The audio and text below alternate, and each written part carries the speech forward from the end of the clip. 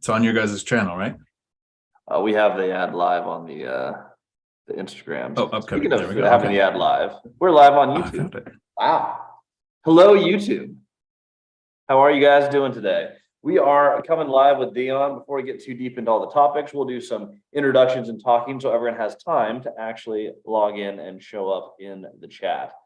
But Cody and I are back from Vegas part 2. Really fun getting to speak with the one and only Troy Kearns. If you don't follow him on TikTok, he's hilarious, great operator. But we got back. My flight was delayed by only 28 hours. So if you don't gamble and you don't drink, Vegas is a little bit boring. It's a little rough. But that's where I was at. Cody, how's your week been? It's been a week, catching up on sleep. I heard that's not a thing, but I claim it to be a thing. And just sent out a whole bunch of offers. Sent one out on a really nice fourplex, a 21 unit, a 9 unit. Just signed those on my phone. Wow.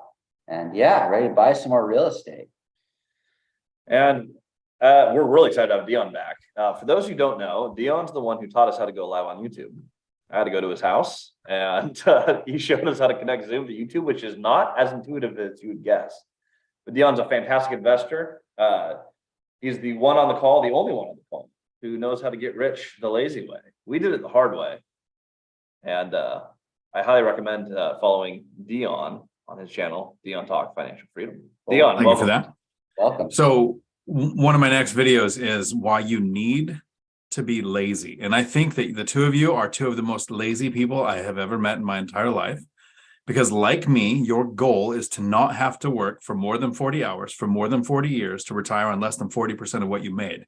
And it takes that motivation to do any of the stuff that you guys are doing. Man, if we're lazy, I can't imagine if we were focused and intentional. No, but I love that. That is true. I don't want to fall into the norm. Doesn't sound fun to me. No, it does not. Yeah, No, I'm super definitely stoked to way have too you lazy here. to work another 10 years. Yeah, heck yeah. We're gonna work for a long time. I've got a lot of years left and I don't want to die young. So I'm gonna work on something, but it won't be at Target. Actually applied to Target for a while. Looks like I didn't know that. Yeah, I applied to Target, Safeway.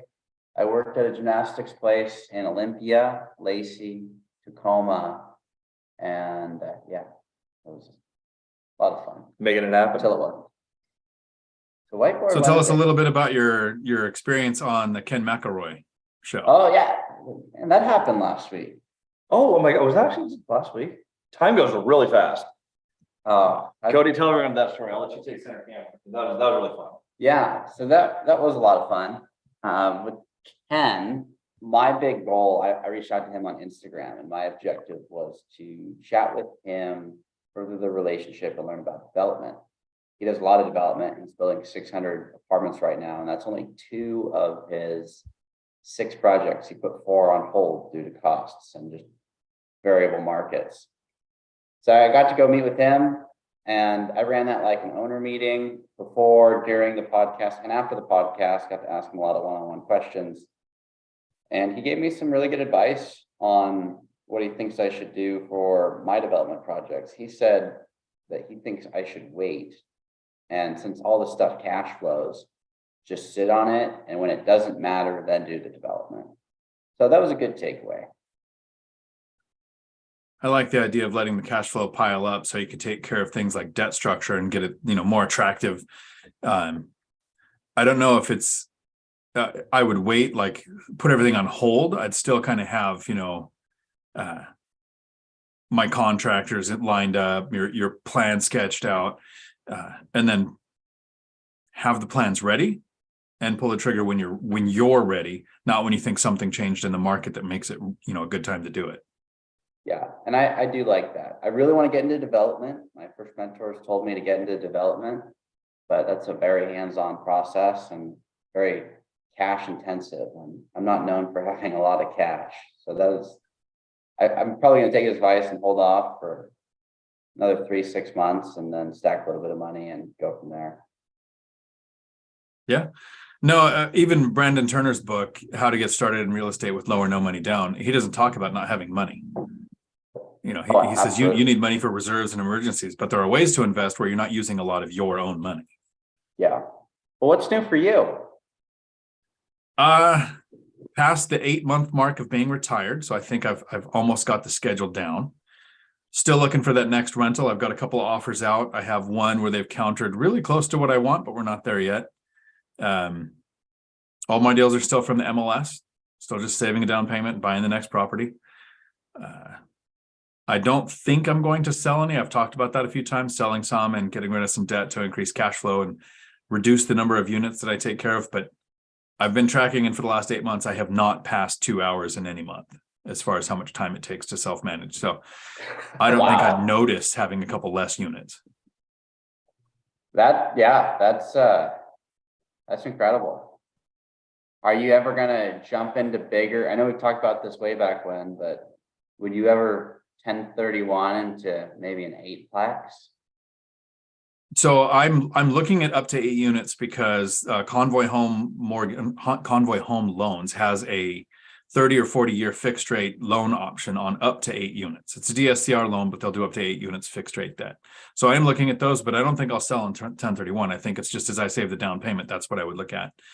I agree with Zuber when I think bigger isn't better. It's which property has the best yield. So the return on investment on the actual money I put into the deal. That's really cool that you can get a 30-year fixed rate mortgage on an 8-plex. Yeah. Yeah, Convoy Home Loans, they have that option. Can they do that for refinances?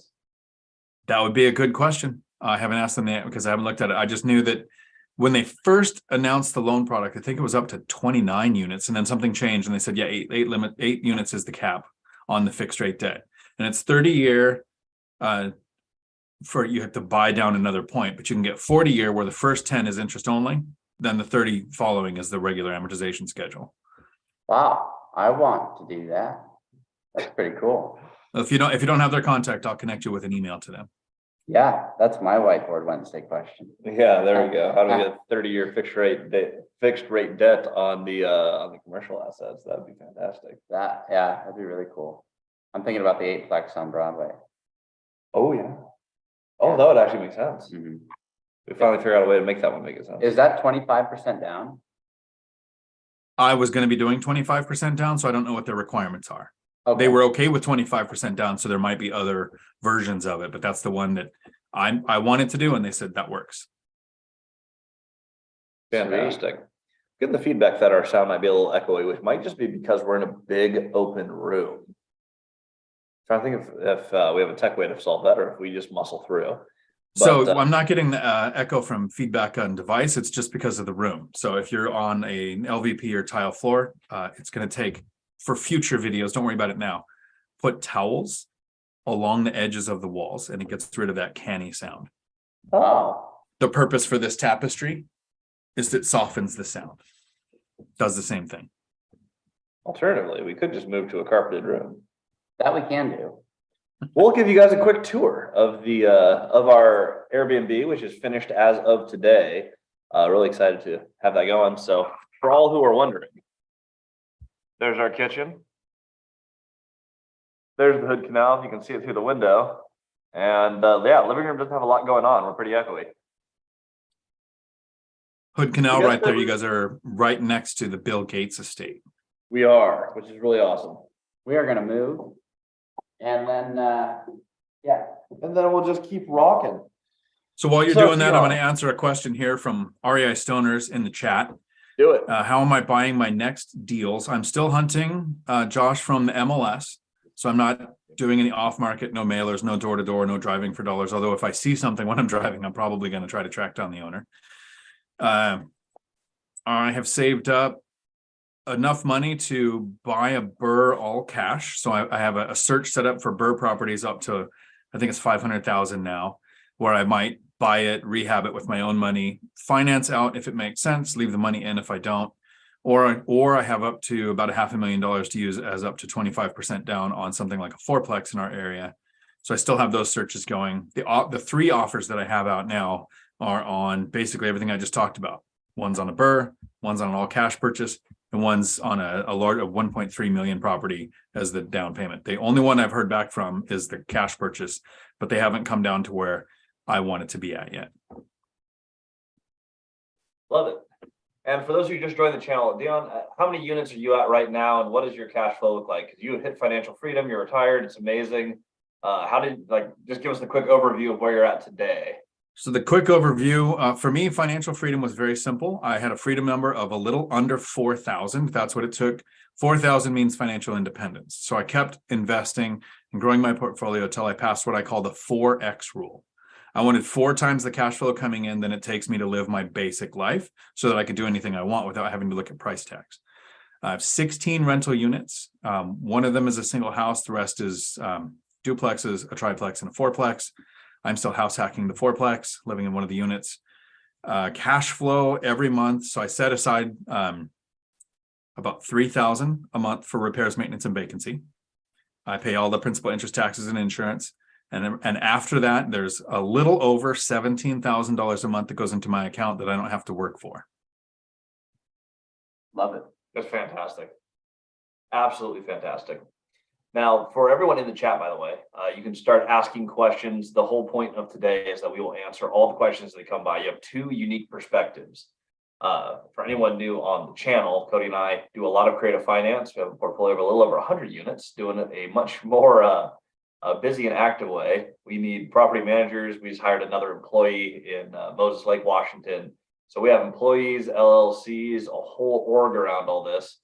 If you want to do it the way Dion did, which I think most people can, remind me again, how many years was that to pick up the portfolio you have?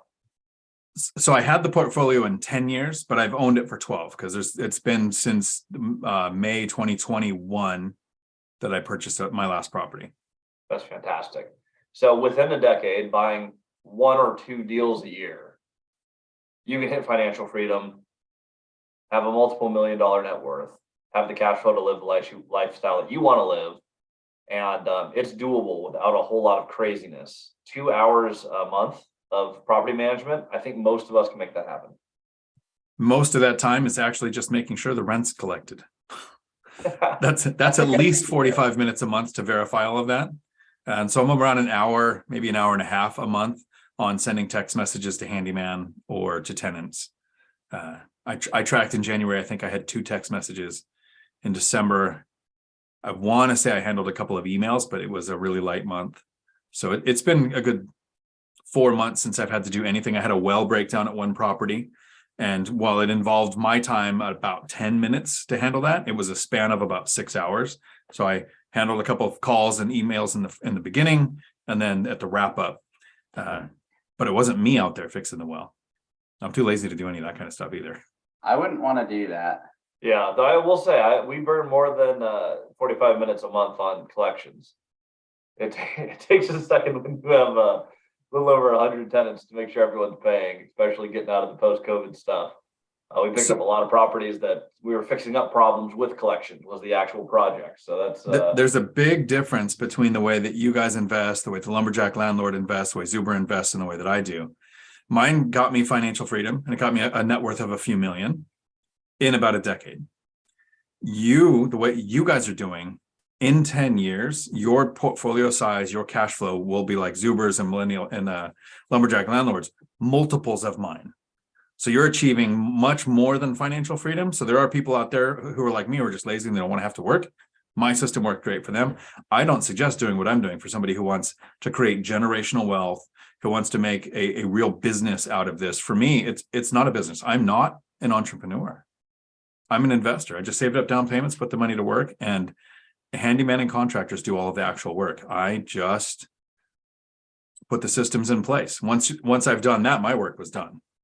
And I think for safely over 90% of people, that is the best strategy. You don't need this ridiculous huge portfolio. Our mission, It's a lot of work. Yeah. Like we are doing this. This is our hobby. This is our pastime. This is our passion project. Like we love scaling real estate. This is what I do. People always ask, like, what do you do in your free time? I'm like, this is my free time. It's real estate. This is what I want to be doing. For most people, if you're seeking financial freedom and you're using real estate as your vehicle, it's not going to take you hundreds of units. You don't need all this stuff. We're building a business because we are entrepreneurs and this is what we do. all day, every day. You don't have to do that. If you want a great model of how this works, just buying one rental at a time consistently year over year, Dion's about the perfect example of how you operate that. Now I've got one question for Dion before we jump into the chat. Okay. Now that you can get 30-year fixed rate mortgages, which is a big part of your strategy, on up to 8 units, is there going to be a point where you transition out of these smaller rentals, duplex, triplex, fourplex, and just convert all that equity into 6plex, 7plex, 8plex, have less roofs to worry about, and have the same amount of rentals?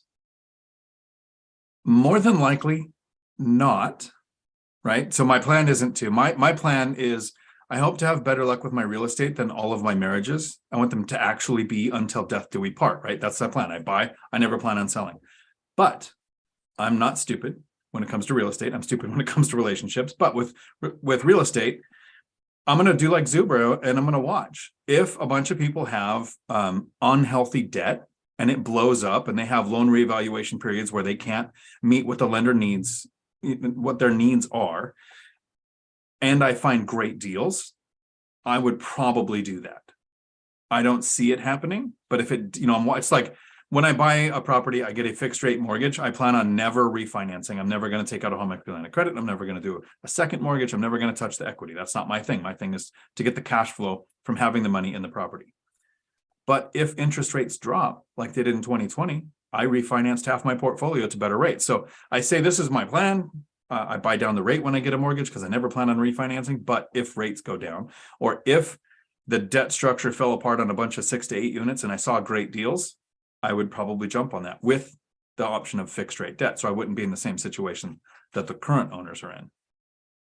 Love it. Well, let's jump into some of these questions. Scrolling up to the top right now. How are your did we already go through REI Stoner's question? How are you Yeah, buying? I did that while you guys were moving. Fantastic. All right. Let's see. Oh, this one's for Cody, so I'll read it for you. Hi, Cody. How are you? I'm looking to find a new market to get into. I'm looking for cash flow, not appreciation. I don't know which market to pick. Would you please help me out? Yeah. So I would just pick somewhere somewhat local. Even though I bought 3 hours away, I can still drive to my property. In the beginning, you don't have as much money as you will when you own all the real estate. Mm-hmm. So you need to pick somewhere that you can feasibly get to if you need to be there. I wouldn't go look at a state. You're talking about just cash flow. Typically, when people think just cash flow, they think Midwest, but I don't want to have to figure out the systems or have to figure out how to fly over there because I'm not driving there, that's for sure. Mm-hmm. You're not driving to Nebraska? No. So I would make sure that you pick a market somewhat local to where you're at. And then as far as looking at metrics, I would look at if people are moving there, what employers are there, what are the main employers, plural, not singular, and how is wage growth going? Those are the big ones that I would look at initially. And then you just got to drive it. If you drive through Moses Lake, streets are clean. Drive through Quincy, streets are clean. People take care of their stuff. They're wider streets. They're all brand new roads. Everybody takes care of their lawns. Can't say the same thing about anywhere in King County. So if I were just to pick based on metrics, King County may look better, but you drive it and that's a heck of a lot worse. What are your thoughts on that, Dion? So I'm one of the teaching assistants for the Bigger Pockets real estate rookie boot camps on how to acquire your first or next rental. And they actually have, each week is episodical on the topic that they're covering. They do have an entire week where they dedicate it to how to pick a market. And I can't share the specifics of it because it's all proprietary. I could say things that they've said on videos publicly that, economic drivers, like you said, are there enough employers, which means sources of tenants if something changes, population growth, is the neighborhood safe, like all of those things. But there's one thing that I contribute as the teaching assistant to that. The market you pick, more important than any metric people can talk about, is that you have trusted boots on the ground. Either you live there or used to live there and know the neighborhoods, or you have somebody who lives in that area that you trust so much that you think they're going to come to your funeral, that works in the industry, property manager, contractor, agent, somebody that's going to be there and know something really basic. Like if you were looking at Cape Coral in Florida, right? I went there for 2 months at the beginning of 2022 for some friends, studied the market to kind of help them kind of figure out where to invest, which to share my research was north of Cape Coral. But in Cape Coral itself, you can have a $700,000 house and a $250,000 house on the same street, priced correctly. Because one was abutting the canal, which is where the value in the property is. The other one was on a landlocked street. And then based on the elevation of the house, your homeowner's insurance can be as much of a variance of $1,000 a year for flood insurance up to $8,000 a year, based on how many feet your house is from sea level. If you don't know some two simple things like that local to that area, you're going to see a deal that looks amazing. You're like, wow, the comp across the street's 3 times as much. Why is this so cheap? You buy it, you can't rent it out. You can't Airbnb it because it's not on a canal, right? So each market everywhere has something specific like that. So yes, everything that Cody said, it matters, right? But And I'll add one more thing to this Go too. ahead. If you're looking for cash flow, not appreciation, our strategy is you always buy for cash flow first, because you run out of cash flow, you lose. And the goal is to buy it and to never lose it. So cash flow is the most important. However, we buy based on cash flow for appreciation. What appreciation does for you is it will multiply your money. While the cash flow is an addition and it makes sure that you can pay your bills every month, which is the number one, where you really make a lot of money in real estate is you find those areas where you find a great cash flowing deal in a market that can sustain great cash flow. But you look for things like, is population growth going up here? Are employers moving in here? Because values will increase with that. If you can get paid to wait, that's where all the money's really made in real estate. Like real wealth is built in the waiting game of buy and hold. Cash flow is everything, but don't negate the fact that you can find places with excellent appreciation, like Moses Lake, like Grant County, like Mason County, where we're at right now, where you're high appreciation, but buying great cash flow deals. Yeah, and if you want more cash flow, borrow cheaper money. Yeah, that helps too. Figure out how to get creative on it. Great cash. Wow. Wow. My phone decided to turn on and joined our chat. So hello, There phone. we go. All right, our next question. Where are the 3 of us at? We're at the Hood Canal. And, Well, Dion's not, but we are at the Hood Canal at a triplex that we bought next to the Robin Hood Village Resort. And we bought the Robin Hood because Dion does his strategy the lazy way. And while it could make money, it didn't make sense for his situation. So he sent to us. Thank you for that. no, it fits your guys' strategy. So if anything else comes my way that doesn't fit me, you guys are top of my list for things that fit your strategy. Well, where are you at, Dion? Where are you based? So all of my rentals are between Tacoma and Olympia in Washington, but none of them are in Tacoma or Olympia in Washington. I'm in a town called Spanaway in a fourplex that I'm house hacking. I will probably stop housing sometime. I actually talked with the 3 amigos, Michael Zuber and Lumberjack, the other day about possibly buying a forever home instead of a rental next, because I'm at that financial freedom point. I don't think I'm there yet. I think I'm still 1 or 2 more rentals from, process this correctly, wasting money on a place to live. That's how my brain's going to see it, because right now I'm being just this property. I'm profiting $2,500 a month being paid to live here. It's really hard to break that when I have all the space I need. I have my own garage, my own shed, my own driveway. Everything is mine. But someday.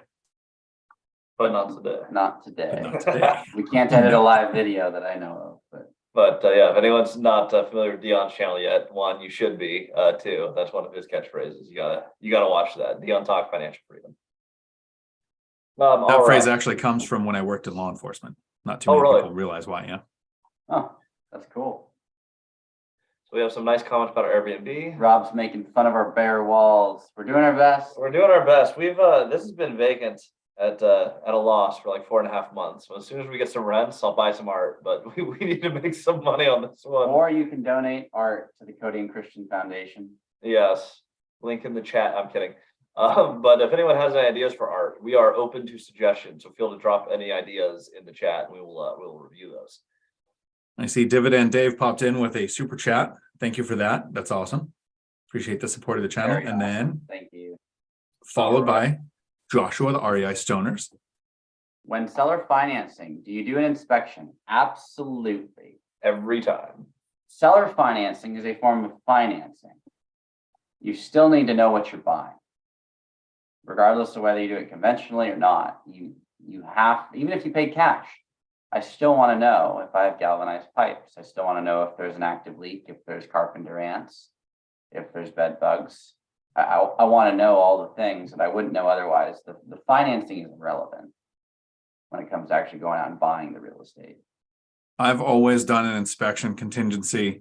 Matt, the lumberjack landlord who's done dozens of rehabs, will actually buy properties without doing an actual inspection, but he'll usually still do an inspection contingency because after you're under contract, you want that period of days where you can back out and not lose your earnest money. So if you made an actual DocuSigned offer, put earnest money into an account, I would never waive the inspection, even if you planned on, I don't suggest it, not having an inspection done. Have that period where you can go and look at the property, find out everything you can about the neighborhood, and make sure it's something you want to follow through on without putting your money at risk. Yeah, and one of the properties where we did get an inspection was a 38 plex, and the only reason was we already knew everything was wrong. We knew that there's problems with the roof, problem with the septic, problem with the plumbing and galvanized steel. Yeah, don't need to pay anybody 10 grand to tell us the building is crap. We were well aware of what we were buying. It was part of our strategy. We was fixing up those problems, and that was a deal that made us over $1 million. However, no need for an inspection when you already know that you're going to fail all of it and buy it anyway. But unless you find yourself in that very unique situation, inspection is a best practice always. And if you have a renovation component, get your contractor in there and get quotes for everything, because they're going to know your math better than you do in that market until you've done a lot of reno projects like Matt has, like we have in Moses Lake. We can skip some of those steps now only because Cody and I usually estimate more accurately than our contractors what things are going to cost, because we've just done so many darn projects in that market. And some of us have been investing for 12 years and don't know how to do any of that stuff. So I always hire the inspector, even on a deal I've been to. Cody actually went all the way through inspector school. You did the whole home inspector thing and almost bought a home inspection company. And then I didn't. And then you didn't. I'm glad you didn't. That would have been a distraction. Facts. Let's see here from Aaron in the chat. CNC, I like your strategy on meeting people. Oh, awesome. I like it too. It works. It does work. How long does it approximately take from your guys' experience before the people you hook up with, well, the people you meet, I'm going to say the people you meet, reach out to you and offer their property? Well, it's typically not on the first meeting. I can tell you that much. Yeah, sometimes it is. But not typically. Yeah, not typically. Sometimes it can be a couple months. Sometimes it can be a couple of years. One of the more recent properties we bought was a couple of years of time building that relationship. And I got to text him just recently. His name's Don, but sent him a picture because the Aurora Borealis is here at the Hood Canal. So I got to send photos. I was like, you should come hang out, come see this. So we're going to get him to come stay. But that was just years of cultivating the relationship and trying to figure out how to just connect, relate, and keep rapport. Mm-hmm. Though for the resort down here, Dion made the connection for us, said, hey, you got to meet these people. I made one phone call. We came down. They showed us the whole campus. So like, okay, so how are we doing this? You guys bring a suitcase full of money?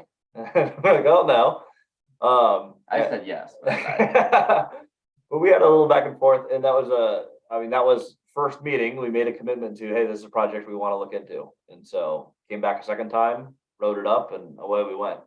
So it could be immediate, but more often than not, it's a repeat meeting. You meet several times, you have deeper and deeper conversations, and you get the phone call from them saying, hey, my friend just had a deal that I think you guys need to look at. And it's a referral more often than it is that person selling you a property. Kind of question I really like. What is the best advice you can give someone starting from scratch? I think that's a good one for Dion. So if somebody's starting from scratch, I have 6 steps to getting started in real estate. I would tell them those 6 steps. But the best advice, if you're just giving advice, it's don't be yourself. The dumbest advice I've ever gotten in my entire life was be yourself. I was born poor. I was poor. I was bad with money. Everything was bad. Don't be that. Find the people that are doing what you've done or have done what you're trying to do and be like them. But the actual advice, the steps would be those 6 steps to getting started in real estate. Love it. Dividend Dave did a contribution. I wasn't going to call him out publicly, but his nerd failed today. So thank you, Dividend Dave, for the support of the channel. We appreciate the super chats. It lets YouTube know that people like the content and it might share it with more people. So that is appreciated. And Dave is killing it. He lived in Bellingham, Washington. He bought a duplex out of state, moved out of state. He's house hacking. He's taking actionable steps. He knows what he's doing. But my shirt is from Game of Thrones. This is the House Stark shirt. It's not a Harry Potter shirt. I did have teenagers and kids when Harry Potter was coming out, so I'm familiar with it. But yeah. So, sorry. Oh, Dave. fail. Then again, he did ask a question of your favorite Harry Potter book. And since he's in the super chat, we do have to answer the question. The Azkaban one. Was that the second one, the prison? Yeah. Look at that. I knew nerd stuff that's not my normal stuff. The Prisoner of Azkaban. I think it's the third. Is that the third one? I wouldn't know. I don't know. I listen to a lot. I never see the title or hold the books anymore. So There we go. Someone in the chat, let us know which one Prisoner of Azkaban is. My bet is on number 3, but that's just a gut feeling. All right. REI Stoners, is there a date and link to the next Robinhood event? We have a date. That's going to be it's the 18th, right? Yep. Yeah, That's and if you're staying down here, there's stuff on the 17th, 18th, and 19th. we're gonna have a poker night. It'll be fun. You're gonna be speaking at that one, right? Yes. And so is Millennial Mike. Fantastic. So everyone should come to that. We still have a few cabins open. I think it's only 2 cabins left though. It got booked up quicker than our previous events. We have some bigger speakers. Some of the bigger pockets, Rookie Crew is going to be down here speaking. We have Lika from Seattle. So we have some bigger names. If you'd like to book it, and regardless of the cabin availability, there will be day passes, but you can just send a text. The number is 360-490-8168. I'll put that into the chat. Cody's good with numbers. Say that one more time for us. 360-490-8168. You can just send a text. That's Hannah. We'll have her on our channel someday. She helps us, helps the portfolio keep going. She's our property manager. All right. Hey, Cody and Christian, how do I finance deals with bad credit? Well, you can build your credit up, which I would say to do. I'd address the situation because there's probably an issue that happened, whether it's your fault or not, that caused your credit to go downhill. However, if you want to do it faster than that, seller financing doesn't have a credit check typically. However, I would resolve the problem and address, okay, how did this happen? How do I ensure it doesn't happen again? And what are the logical steps to fix the situation?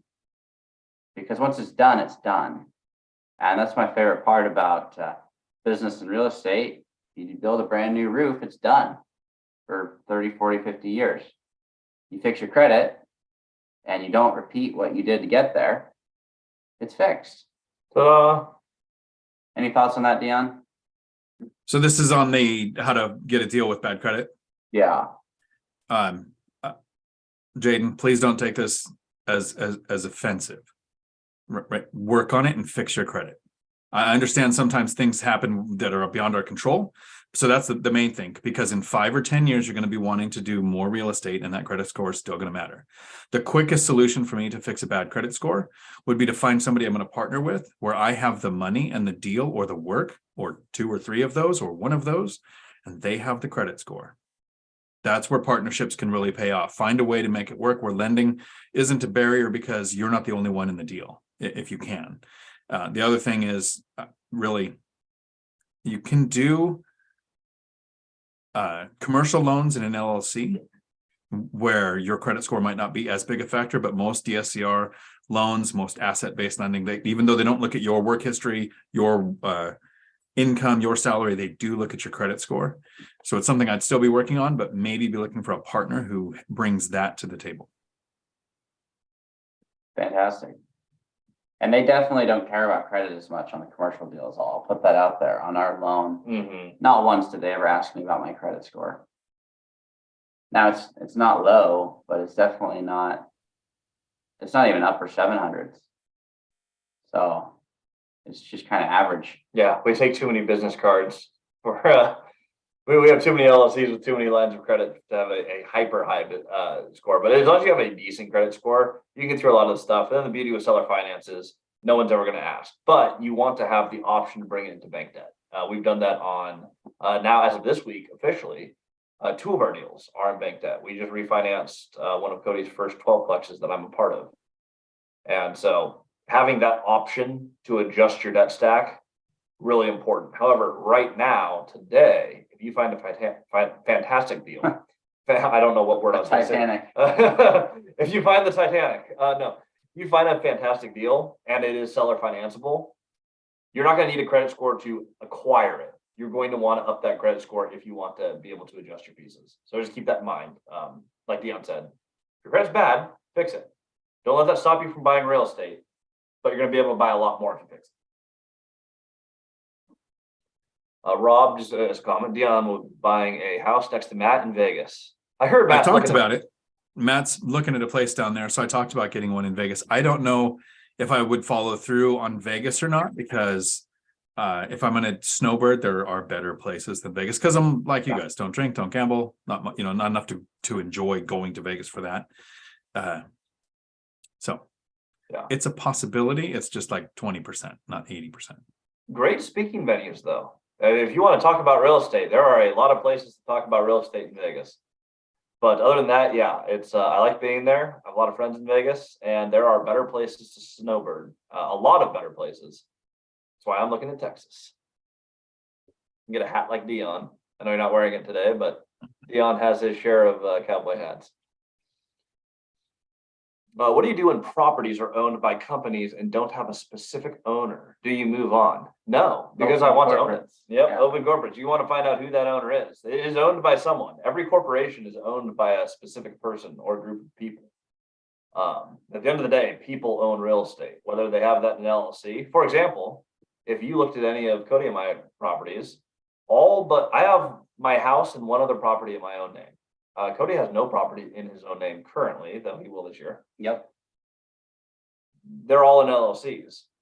We're all reachable people. In fact, we're very reachable. We put our number all over online.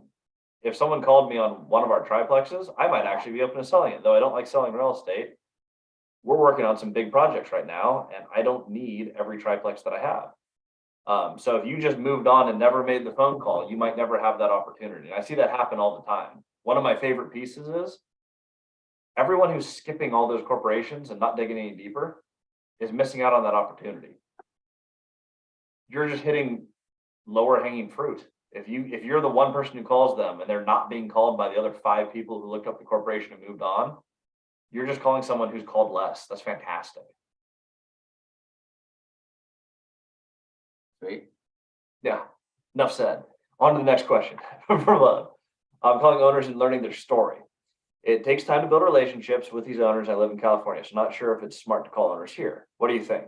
All right, well, you're doing the right thing. You're meeting with the people in your market. So that part is awesome. That's what I think. As far as California as a location, Dion, what are your thoughts on Cali? So a lot of people will say something like, I live in a high cost of living area, I can't invest here. California is huge. I mean, it's not Texas huge, but it's 3 times Washington State. So my brother invests in Washington and in California. I wouldn't suggest investing in maybe Los Angeles County. They have kind of some of the, like King County in Washington, they have some of the most insane landlord laws. So my brother invests just outside of LA County in Kern County in a little town called Rosemont.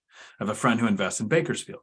So find the local highest cost of living area that's close to you in California and then draw circles out.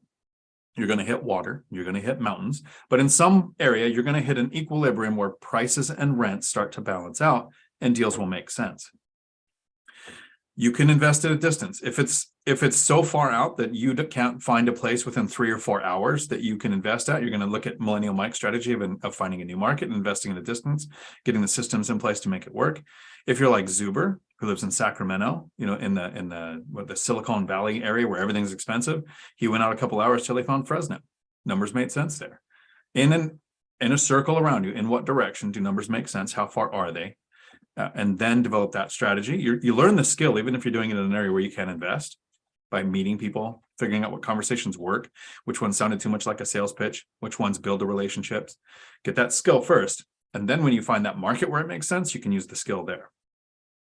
And since we're creative finance guys, like we have a deal in Tukwila, which is right next to Seattle. And while I agree with Dion, I won't buy more in Seattle just because the rules are crazy. The laws are ridiculous. However, it's in a market where deals typically don't make sense. We got that at 3% debt. And we got it $200,000 less than market price. I mean, it was just a great deal. You can make a great deal work anywhere. Like conventional, you might have more troubles in like an LA County or any of these really, really expensive markets. But with creative finance, if you're just meeting those players, you might actually find someone who's in your market who's willing to get creative with you and give you terms that make the deal work. So don't assume just because it's an expensive market, it won't work, because price is only one of many negotiable things. You have, your balloon payment, your interest rate, some special clauses. We've talked about Caleb and Chuck on this channel plenty of times, but one of their first deals, they started with 6 months of no payments because they didn't have enough money in reserve. Like, how do we build reserve? What if we just don't have expenses? That's super creative and a really easy clause for a lawyer to write.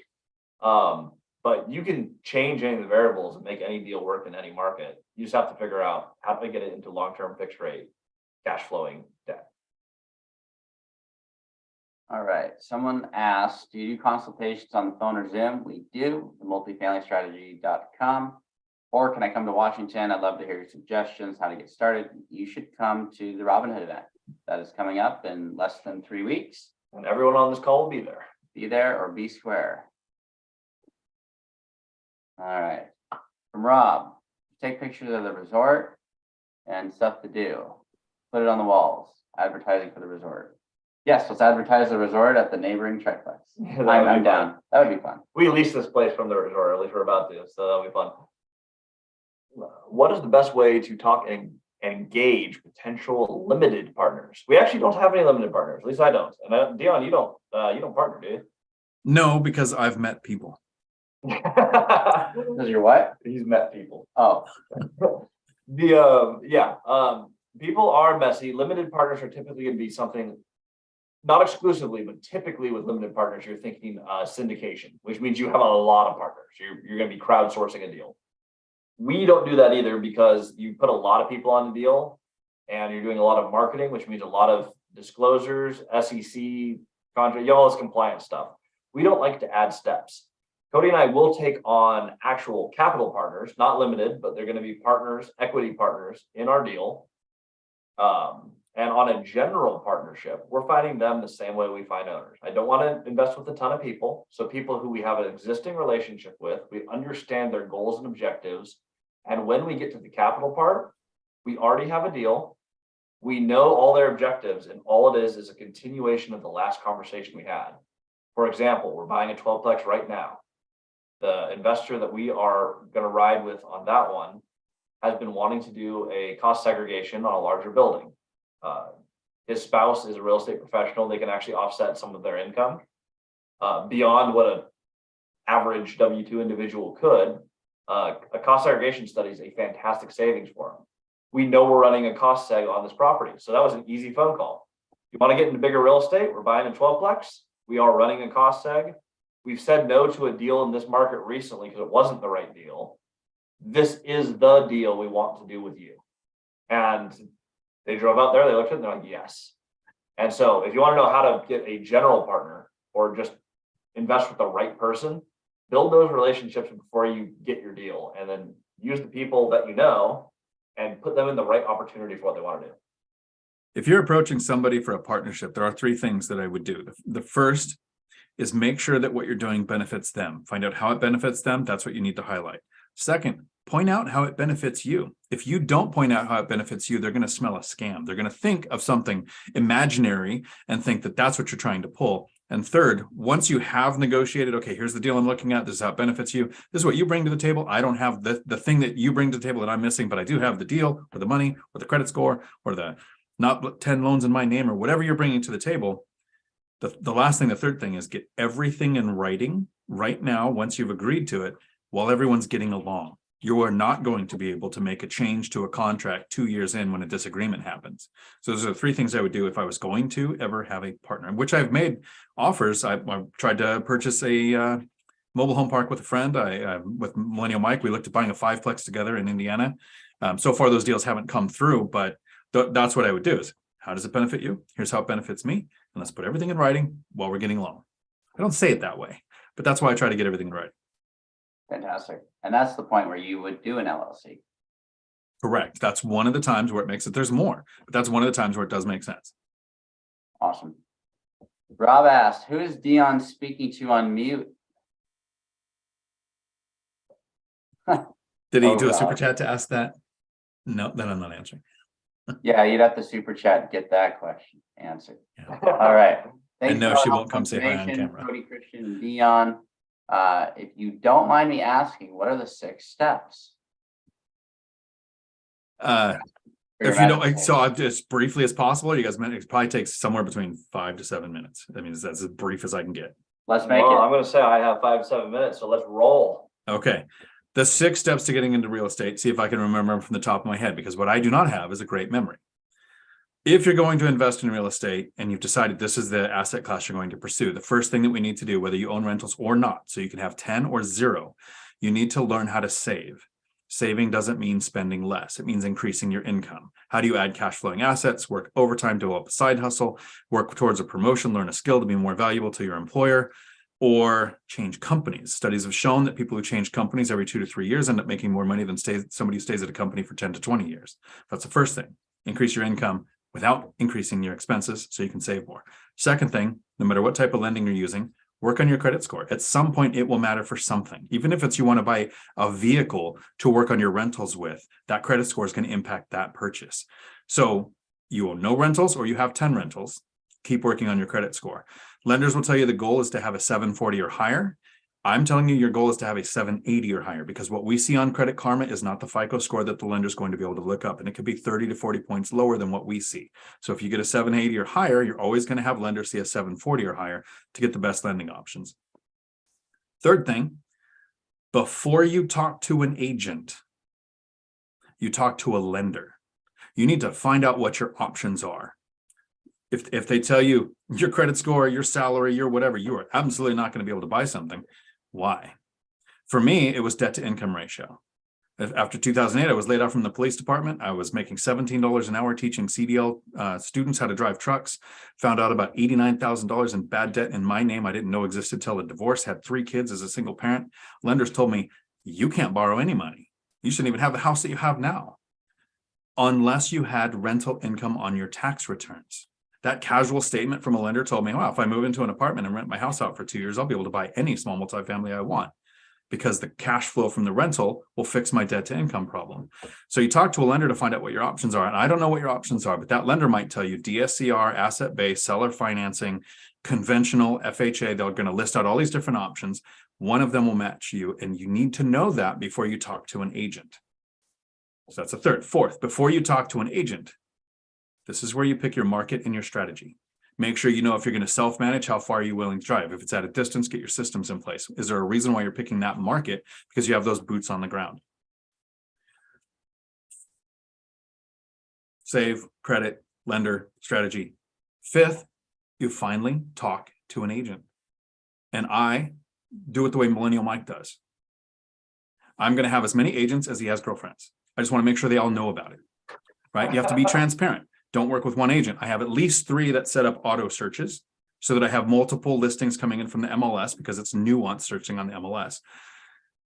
An agent that works with a home buyer that's going to waste a lot of their time where they go out and they look at 10 or 20 deals. Yeah, they absolutely want to sign an exclusivity agreement. But if an agent works with me, all they're going to do is set up an auto search on the MLS, takes 15 minutes to maybe half an hour to look at my copied email that they're going to take the criteria of, put in their search and set it up.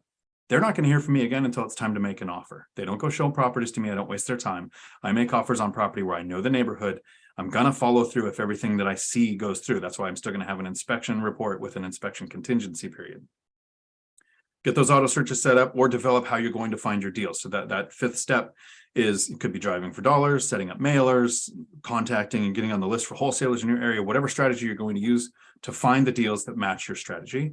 And then the 6th thing, the last thing to getting started in real estate, is from one rental at a time, from Michael Zuber, do the work. Run the numbers on deals, find the great deals, learn average for your market, try to beat the yield, the cash on cash return in your market, and make offers on those deals. So as brief as possible. That's usually an hour to a 2-hour presentation at a live real estate meetup from memory. So hopefully I didn't miss anything, but I think that was less than 5 minutes. If we could get some likes in the chat for Dion, we got 50 viewers and 19 likes. That's a little bit skewed. What the heck? We should have like They just don't like Game of 60 Thrones. It's likes okay. with 50 viewers. Come on, that was awesome. Yeah, get on in there. If anyone, I always get this in the comments. If anyone's like, I can't like it because I'm watching on my phone, you're in the chat. Do X it out of the anyway. chat, hit like, and then jump back into the chat. The chat is just is on your screen. Create a million accounts and like it, and we're famous. Yeah, the likes, like the super chat will help people think that this is an interesting video, and people will come in and ask more better questions. And then it's more better. It's like magic. All right, no, we appreciate you all. And if we had Mike here, Millennial Mike, it could be Magic Mike. All right, let's see. Yeah, looking for the next question here. Scroll down. We have a lot of comments, but no questions. No questions. Dion Talk. Who is that? Minecraft Alex. Dion, why your forehead looked like that? Not that, like that. Narfel the Garfnag, or whatever, Garthok from Coneheads. That's what you get. It's funny because Dion's massively better looking than me, but he doesn't need hair to look better. It just migrated down to his face. It went from the top of his head to the bottom. I was given a choice. I could have hair or testosterone. I had to choose. There you go. You made your choice. Let's see here. You say to look up LLC on open corporates and find the agent name. What if there's no agent name or location elsewhere to look up? So there's always going to be someone who filed it, and sometimes it is going to be like a lawyer or some. Could be another LLC that you got to just keep digging. Yep. But you keep just typing in the information you have. That is the wonderful thing about Google, is you just have to get good at prompting Google. So if you have an LLC name and an agent name and you have a location, type in that LLC and the location that the property's in, or the location it was filed. Look for news reports. We actually found someone in New Jersey, a larger owner, but he had his lawyer file the LLC. It was a spontaneous, weird name, but we looked up the name of the LLC, the city the property was in, found a news article that related that LLC to another company, looked up that company, and found out that the person who runs that is this 25-year-old person whose father was a big deal, and he just took over the company. We made one phone call, and he picked up and booked a meeting with one of our mentees. It wasn't that much work, though. Like, that sounds like a huge workaround. It's 3 Google searches. It's like, oh, I have a new name. Let's toss it into Google next to the address. It's the lazy way. This is the lazy way. If you get a phone number, a lot of the social media sites like Facebook will redact the first digits, but show you the last 4. If you type in that person's name, the word phone number, and the last 4 digits, Google will fill in the rest. It will find it somewhere. It is absolutely amazing. But yeah, just get good at prompting Google with the right question. You find new information, plug it back into the search. The quality of your questions determines the quality of your outcome. That works for computers. I hope people realize how important, how lazy the two of you are is. Most of us are out here working a job, saving a down payment, hunting for deals. You guys are using the seller financing strategy to eliminate that need to work a job for the years it takes to save up down payments. It's brilliant. It's very lazy. I love it. We got a very generous gift from Aaron, but Aaron didn't have a question. Aaron, if you have a question, put that down below. We appreciate you. Yeah, thank you for being here. And thank you for contributing to the channel. I believe Aaron has 14 units. Jeez, is I think, no, 14 properties, 40 units or something like that. It's big numbers. It's more than what I have. And he's smart because he's continuing to learn, continuing to take in content like this. yeah. Well, good to have you here. If you have a question, drop it down below. We appreciate you and really appreciate the support that helps us out. All right, we got a question from Anna. Let's see. How have you guys moved and executed at such a fast pace with seller finance deals? Are you doing cash out refinances or just continuing to finance down payments? The order of operations is deal, debt, equity. We have done a couple cash out refinances. We have tapped some of our equity, but we haven't brought our cash out refis above 64% LTV. Want to be clear, we keep an equity position. I would go to 65, but the banks seem happier at 64 and we get lower rates. So we keep Consistently. So we keep it at 64. We don't borrow money just to borrow money, and we don't like to pull money out just to expand the portfolio because we're not willing to risk what we've built. just to flex. Like, we don't need to buy more. We have enough. We are pulling money out to that 64% LTV to have liquidity, though. We don't borrow money just to go blow it on more deals. Will we buy more deals? Yes. Deal debt equity is a thing. We figure out the deal, then we figure out the debt. And then if we have to come with money down, we'll find it from somewhere. But we are making the push to hold $500,000 in liquidity. Christian's going to hold like probably 350 of that, and I'll probably have 150 because I have an extra little bit of obligations that he doesn't have. Hooray, being older. That's funny how that works. Funny, 8 years of work and I get to hold a little bit more liquidity than Cody. Yeah. It turns out that figuring out the deal debt equity is all you need. The younger you find that out, the more time you have to grow. Well, 8 years for 150 grand. Poor trade. Poor trade. But I'm going to say you're still doing okay. We are pulling money out to that leverage point until we have $500,000 joint liquidity that we don't blow on real estate. And after that, I don't think we're going to pull more money out unless we go agency debt. There's better debt products for commercial real estate than there is for small resi. Not in the fact that you get your fixed rate forever. There's a little bit more work you have to do. It's not the lazy way. But 10-year fixed rate interest only, non-recourse debt, in my opinion, is a better debt product than a 30-year fixed rate recourse mortgage. And so we will do cash out on that. And if we lose it, we lose it. We're not going to lose it, but yeah, but we won't lose it. But if we did, it wouldn't tank everything else we built. So eventually we'll get there. Are we there yet? No, because we're doing our first push to $500,000 in liquidity. And for perspective, I've never been able to hold more than like 30 grand in a bank account without re-rolling it into the real estate or paying off debt. So that's a big push. Yeah, we will get there, but not today, but in just a few days. Yeah, in a few days. Because that's Our going to get on refinance Friday. closes on Friday. So it's very imminent. Let's see here. All-nighter joins the conversation. We've made it that part of the chat. Yep, it's official. We can start now. Yep, it is not a live without all-nighter. So all-nighter, we appreciate your consistent support to all of our channels. I see you in all of Dion's as well. Levon. He was actually in my live last night. Oh, cool. Oh, bummer. I missed it. I popped into the live just for a second and told people He doesn't like come the in live. till with the last half hour. Oh, I missed it. I was there for like 10 minutes. Fail. I Oh, didn't see it bummer. either. Okay, one day I will meet all. Saw you guys in the chat, saw the Cody and Christian message. I appreciate that. But it was a bit after that. I missed him at Zuber's event too. That was before I really knew All Nighter well. And I've missed 2 chances to know what All Nighter looks like, and I don't know yet. We will get there, but we appreciate your consistent support. All right. Oops. So it is possible to cash flow where prices are high. I just need to be able to negotiate a good deal. Yes. Absolutely. Price, and I heard this at GrowthCon. And I love this. And What are you gonna say? and I repurposed it a little bit, but they talk about price being an objection. It's only an objection in the absence of value. And when it comes to real estate, they were talking about business, but when it comes to real estate, the value that negates the importance of price lies in the terms that you can negotiate. Because if you want more cash flow, borrow cheaper money. If you buy a positive cap rate deal, it's positive. I mean, it's possible to buy negative, but if you buy a positive deal, your cost of capital just needs to be less than the cap rate expressed as a percentage, your total cost of capital. If you're borrowing at 1% interest only on a 2% cap rate and you can get a 50-year loan, you're going to make a 1-point spread.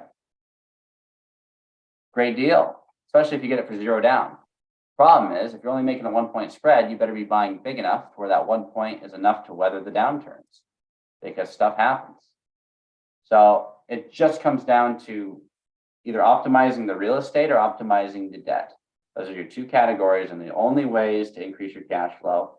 When it comes to optimizing the real estate, you can increase income, decrease expenses, making it more efficient, or getting more income, more rental income, utility income, laundry facility, you name it. Or you can optimize the debt, borrow cheaper money or borrow less money. Those are your options. You can always write a bigger check. And if you want to get into all the math behind the cost of debt versus the cap rate and all that, we put all that into our online course, so it's easy to view there. So we don't have to bring up a whole spreadsheet on a live, because that will lose all but probably 2 of our existing viewers. So yeah, you can always check that out there at themultifamilystrategy.com. But yeah, that's really all you have to do is keep it that simple. Terms over price. I mean, price matters, but It's only one thing. yeah, it's only one of many things. Scrolling down here to our next question. Can y'all make a video on the buying from A to Z, including contracts and inspections and the in-between boring stuff? How do you handle your contracts, Dion? Yes, we'll make a video, but Yes. do you write that up like a wholesaler, or do you have an agent? What do you do? All of my deals have gone through agents, and it's actually one of my goals is to make sure my agents are making money so that they're motivated to bring me deals in the future. So I have those auto searches set up. They actually reach out with a call sometimes or a text. Hey, of the 30 emails you got in the last 3 days, did you see this specific one? It actually meets everything you're looking for. I just want to make sure it's at the top of your. They're not doing that for their people that are trying to negotiate down their rate or cut them out of the deal. So Absolutely. That's huge. And Cody and I are, well, right now, I let my broker's license expire, but for the last several years, I've been a licensed broker, rarely ever broker a transaction. Cody is still a licensed broker. But when we're doing these transactions, we don't represent ourselves almost ever because I don't care about 3% on a deal. It is worth way more to pay an agent who just wants to work for you and find more deals. And our real estate agent is going to make $500,000 this year just working with us. Cody signed 2 offers during this live. When Dion was doing his 6 steps presentation, that was just enough I time. signed another 2 offers for $1.6 million, and yesterday I signed one for $600,000. If I was trying to just get those commissions, I'm not going to have anybody bringing me those deals. And Cody certainly isn't self-representing himself and writing a contract during our lives. That's the sort of stuff that you get to do when you have a great broker who's working with you. Is we've been discussing this, texting back and forth throughout the day. And now when the offer comes in, we just make sure, okay, is this what we discussed? Awesome. Click, click, click, done. 5 minutes of work. That is absolutely worth it. And if those 3% commissions make a material difference in your deal, it's not a good deal. no, I love it. And so making an offer to me is usually 1 or 2 text messages and then hitting all the boxes in a DocuSign. It's not putting together any kind of contract or anything like that. Definitely want the agent doing that. That's what they're trained at. It's like, I could replace all the shingles on my roof. I'm not going to. I'm not going to get up there and do that. I'm not going to learn the trade of being an agent to make my deals better. Or like you said, then it's not a good deal. Yeah. And for us, I mean, our agent will make $500,000. That is real money to make in a year. That's a lot of income. However, in perspective to what we're buying, if that made a difference in our deal, we'd be screwed because we have to buy a lot of real estate for him to earn that. So don't let that be the driving factor. We got another chat from Aaron. Thank you, Aaron. I'd love to go to one of your Robinhood events. I didn't know they existed, but I have a multifamily conference overlapping in Dallas. When would the next Robinhood event be after the one in March? We're talking about late April. Usually we have these sorted out before here, but I spent a lot of effort on this particular March one. But we will likely have another one late April. I'm talking about possibly bringing Michael Zuber up for that one. We'll see if that pans out. Dion, you have a thought? Aaron, there is a Northwest Summit that Cody and Christian are the keynote speakers for this year. I don't know the date, but I think, Aaron, you emailed me. I will email you that date. So Millennial Mike, myself, Cody and Christian, we're all going to be at that Northwest Summit. So if you wanted to be somewhere where we were all together and you could have a chance to talk, that's probably the place to go to. Dion knows my schedule better than I do. And Christian knows my schedule better than I do. By a lot. So Fact. hashtag screwed. But yeah, for any of the Robinhood events too, I don't think we have not done one yet without Dion. Dion is part of that. Well, and Dion's such a huge part of the Robinhood. Like Robinhood wouldn't happen without him. So we include him, Millennial Mike. One of these days, we're going to get Matt, the lumberjack landlord, down here. I'm waiting for him to officially. I'm going to see if he officially retires. And if he ever retires, then he's going to be a lot more free to travel. I think it's 50-50 that he retires in 2023. 50-50. Okay. We're going to see what happens. If he pulls the trigger on that house in Vegas, I imagine that will expedite the process. Yeah. Just a guess. Do you recommend to self-manage for your first asset or bring in professional management? Absolutely self-manage. I believe everybody should self-manage until they get 10 rentals. Just to learn. You can choose what you do after that, but you should self-manage bare minimum your first 10. Yeah. And Cody managed up to his first 30. But it was 3 properties, Mhm. your first 10 rentals. Oh, I see what you're saying. Yeah, well, then we have our own property management company. We're still very, very active in. We pseudo self-manage all of our stuff still. Dion? So if it's an attempt to save time, you're either going to spend at least 2 hours managing your property or 2 hours managing your property manager. So if you have good systems in place, property manager is not going to save you a lot of time. There are 2 times where property management really makes sense. If you're going to invest at a distance, if you're Millennial Mike and you're investing in Gary, Indiana, but you live near Seattle, I would say you should have property management at a distance. You can self-manage at a distance, not something I would want to do. And the other time is know yourself, your bandwidth, your limitations. Can you have a conversation with somebody where you have to say, this is the lease, we're going to stick to it? Or when they call and they say, hey, my cat crossed the road and I need to pay the rent 3 weeks late this month. Are you okay with that? If you don't have a backbone and you can't sit back and go, sure, with all the late fees, it's in the lease, go for it. I'm going to file eviction anyway. That will help you because it's going to give you the option to maybe qualify for some rent relief that being served an eviction notice helps you with. If you know you have the backbone to do that, self-manage. If you are a pushover and you have a big heart and you will cave on every request, put a property manager between you and the tenants. So Lumberjack said he's going to take that bet, Dion. I said 50-50. I didn't say he's gonna or he's not gonna.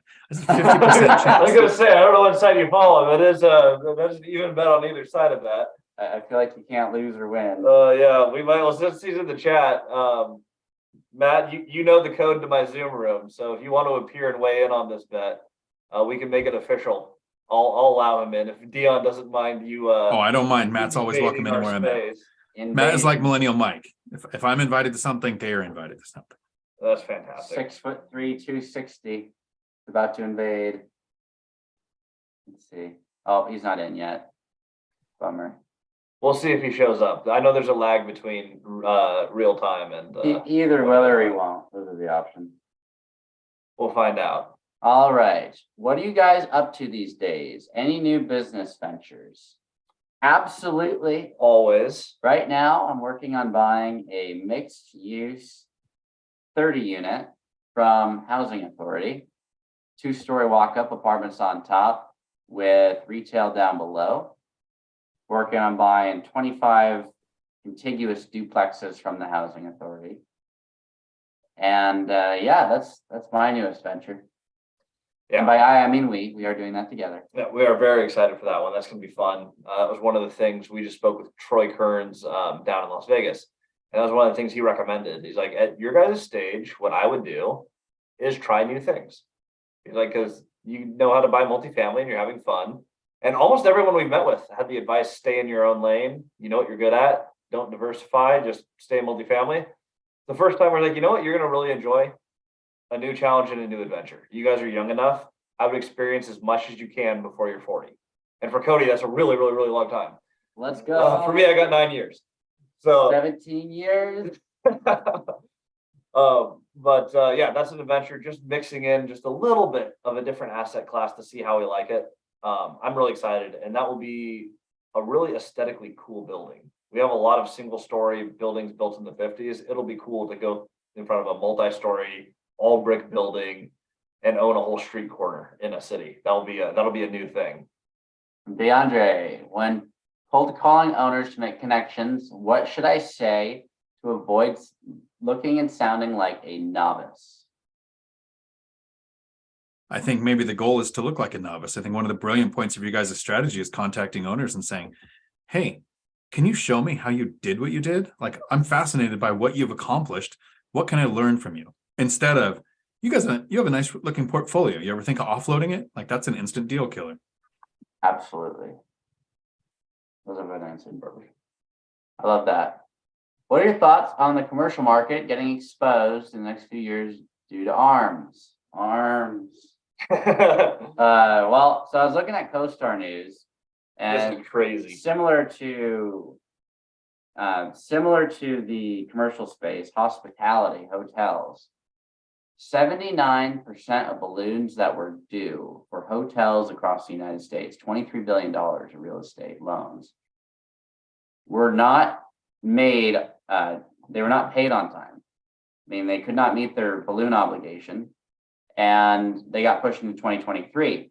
Another 11%, this pushes the total to 90% of total loans for hospitality in the US got pushed to 2024, meaning that 90% of all the hospitality loans, $23 billion and change, they could not refinance or pay it off or sell. They couldn't meet the nut.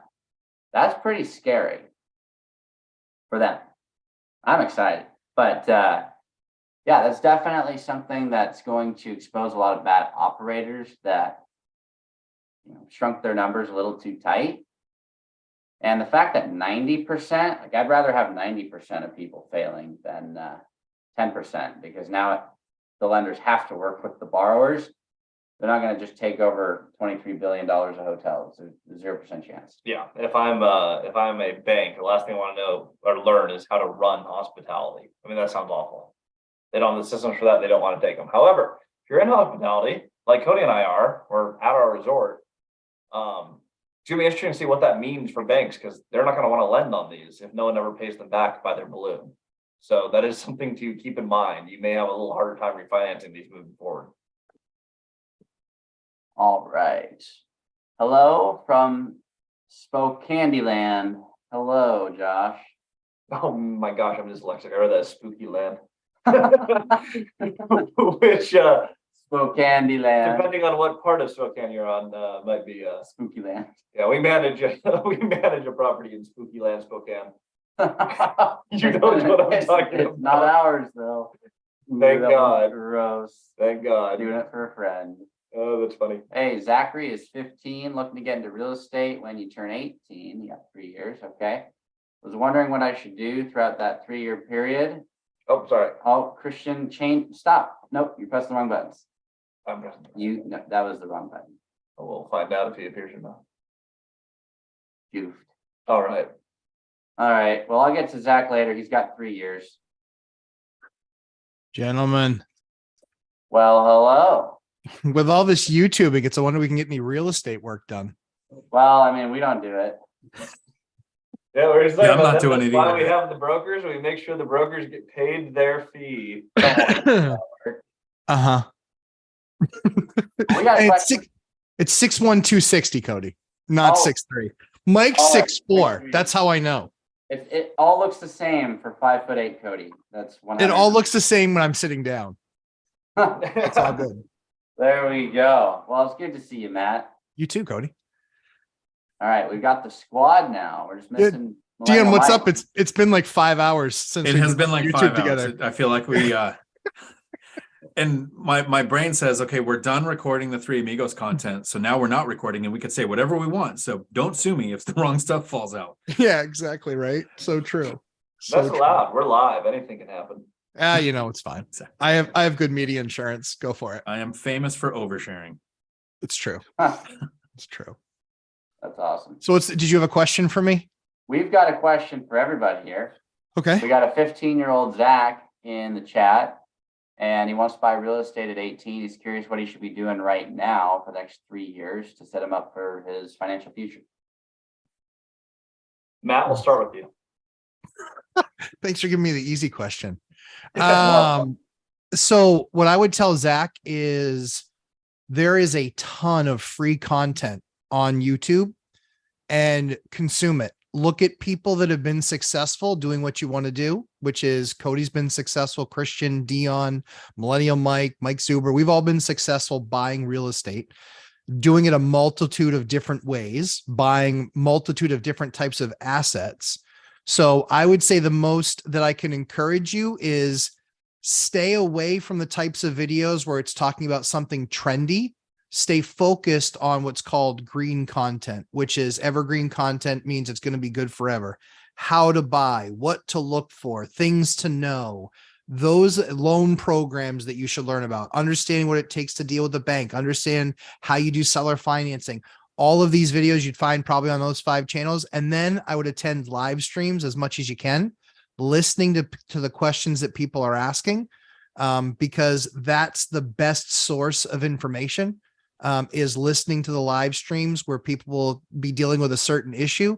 And it's just like anything. Immersion is where you're going to win. So the more time you spend doing this and not doing something else, you're going to hit the ground running at 18. You'll probably have a deal that you can sign on your 18th birthday. If you take in enough content, learn some systems, learn the way to do this, you'll be eons past where most people will ever get in their life. Thoughts, Dion? There's two main books I think that you should listen to or read, whichever way you prefer to take in content. And they're both by Robert Kiyosaki. First one is Rich Dad, Poor Dad. It'll kind of give you an idea of what money is. Most people don't know what money is. Learn the difference between good and bad debt. Credit card, student loan, car, anything that you finance that's going to lose value once you own it. That's the type of debt that will keep you poor and make it really hard to get into real estate. But good debt is the type of debt we're using to buy real estate where the tenants pay it off and we make more money than the debt costs. Then the second book is by Robert Kiyosaki called Cash Flow Quadrant. When you start to get a job, you're 15, you might be like Matt and me. We were both working since we were like 10. And so you know that the government takes their taxes. Well, the Cash Flow Quadrant is a book by Robert Kiyosaki that explains how taxes work and how the three of us, even though we can make hundreds of thousands of dollars a year in rental profit, don't pay rental income tax on most of that income. But if you work your job, which you might work a job to have the stability to qualify for loans if you don't do what Cody and Caleb and Chuck did, and which is own dozens of real estate units before they can buy a beer, right? So it's totally possible that you can do that.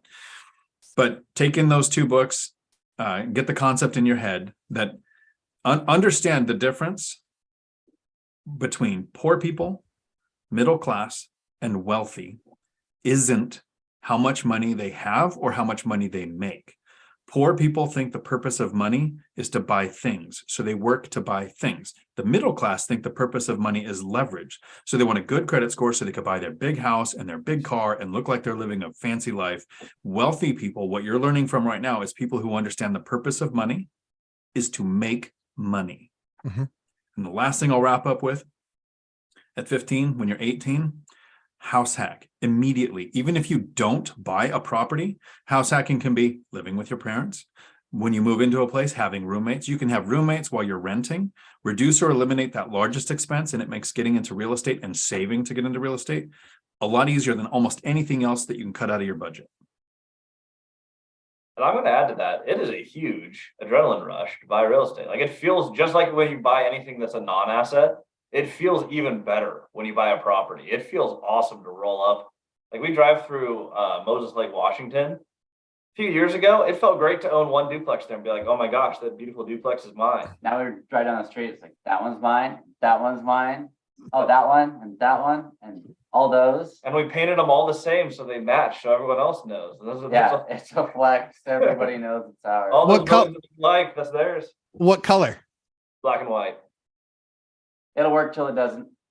Yeah. So all of mine are Stone Harbor gray. There Nice. we go. Mm-hmm. Yep. They're just like, that duplex looks just like that one. Yeah, I own that one too. There's one at the beginning of the street. Yep, that one's mine too. So I own 4 buildings on the same street in downtown. That's legit. It's But use your awesome. money to buy stuff, and it's really cool when the stuff you buy is the stuff that buys your other stuff. Exactly. You buy the asset that creates cash flow that lets you go buy a Lamborghini, as an example. For me, it'll be a McLaren. I'm ready for that. How far out is that, Cody? Realistically, Yes. Tomorrow. no. Okay. As soon as I buy the condo for my mom, the condo is Okay. going to be $130,000 down with closing costs. If I don't get them covered, it'll be about $150,000 down, Okay. and it'll cost about $8,000 a month. And I can cash flow that. So we'll be good. But when I can do 150 down, keep reserves in the bank of about another 100,000. Okay. Then I will buy the car, and I think that'll be this year. Okay. Well, then we need to find the right broker together and get a deal because we're buying 2. Let's do it. That's how it goes. Well, volume purchase. And if it's a good enough deal, I'll even get a Porsche added in. Like, I'll buy another Porsche. They're fun cars. We're all jumping in. I'd want an Aston Martin. Let's do it. Dion, Dude. what do you I, get? Okay. I want the Tesla Cybertruck, but I don't know that they're coming out soon enough. Yeah. Fun car. I could see Dion whipping a Baja Bug. I don't know why. I can too. I can just see it. That'd be so rad. I look at the raised to the I look at max. the EV Hummer, but everybody wants $75,000 premium. It's ridiculous. Mm. That's just Like, money. Money doesn't matter. Yeah, well, I the just money I'm make more I'm money. I'm allergic to overpaying for a depreciating asset that doesn't actually give me any cash flow. There's I'd someone prob- on the I'd- phone I'd- who can afford it. I'd probably have an attack on the sales floor. Be like, I can't do it. I just can't. I can't. All right. Well, yeah, that'll be later this year. Dude, I love it. Is there a color? There is. So it's So it's I think it's Saros gray. It's like a blue gray. yeah, But I know the color.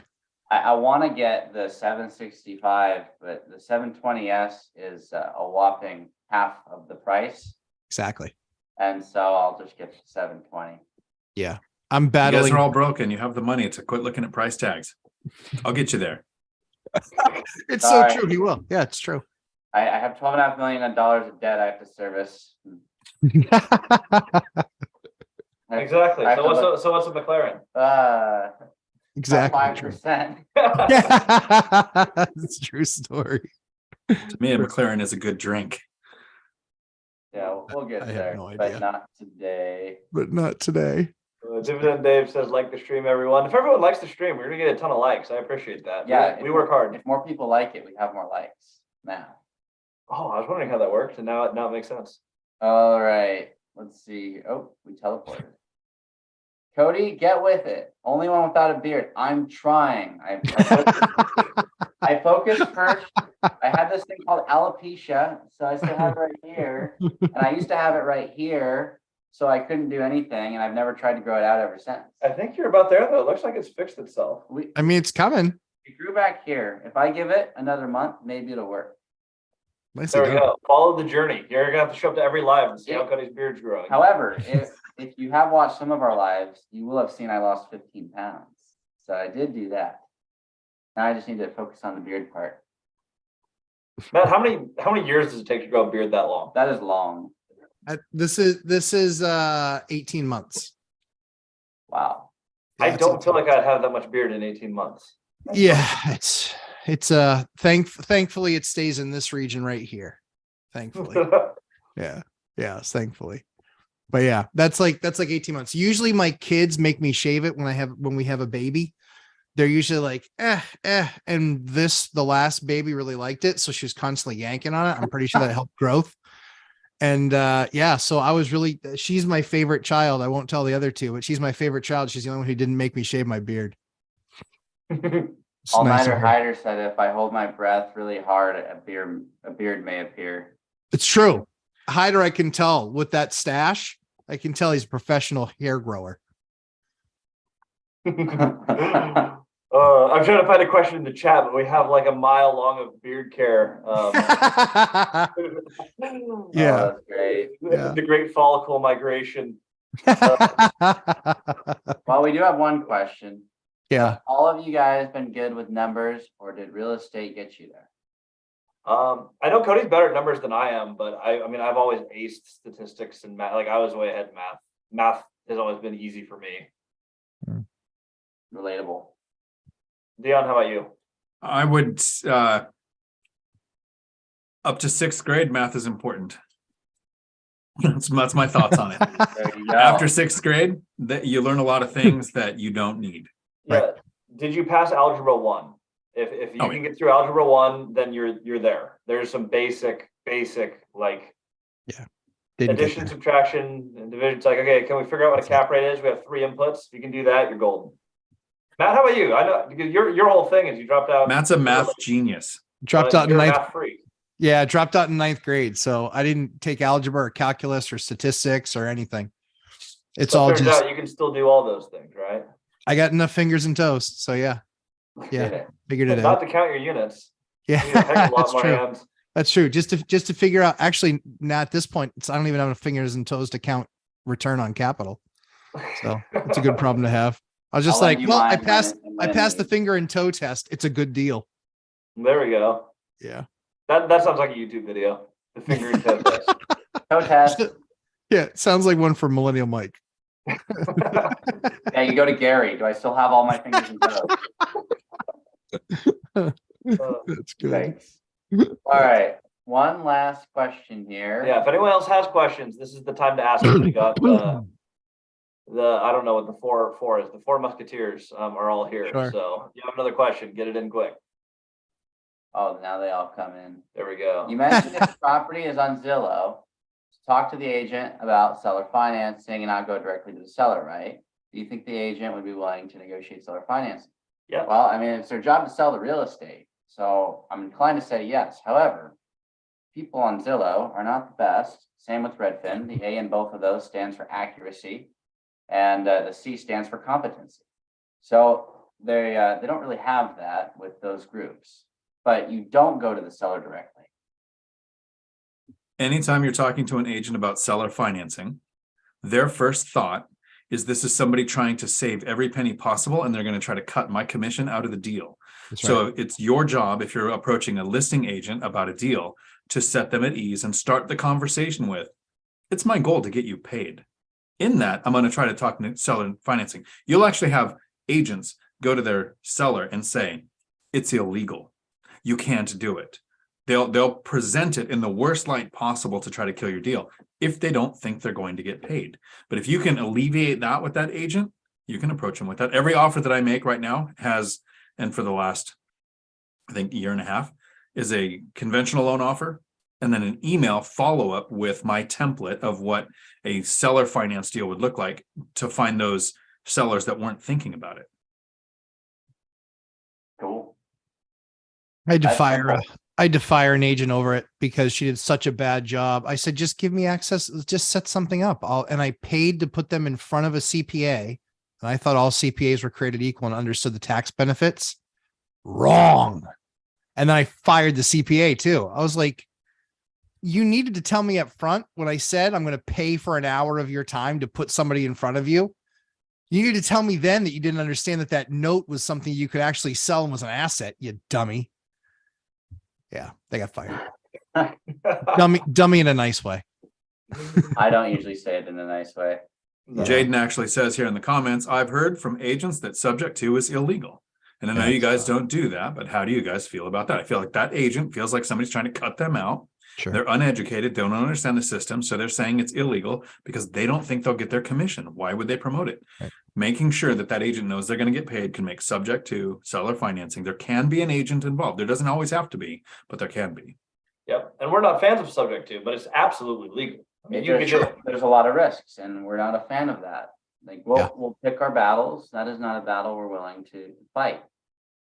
So while it's not illegal, also don't think it's very smart to build your business model off of.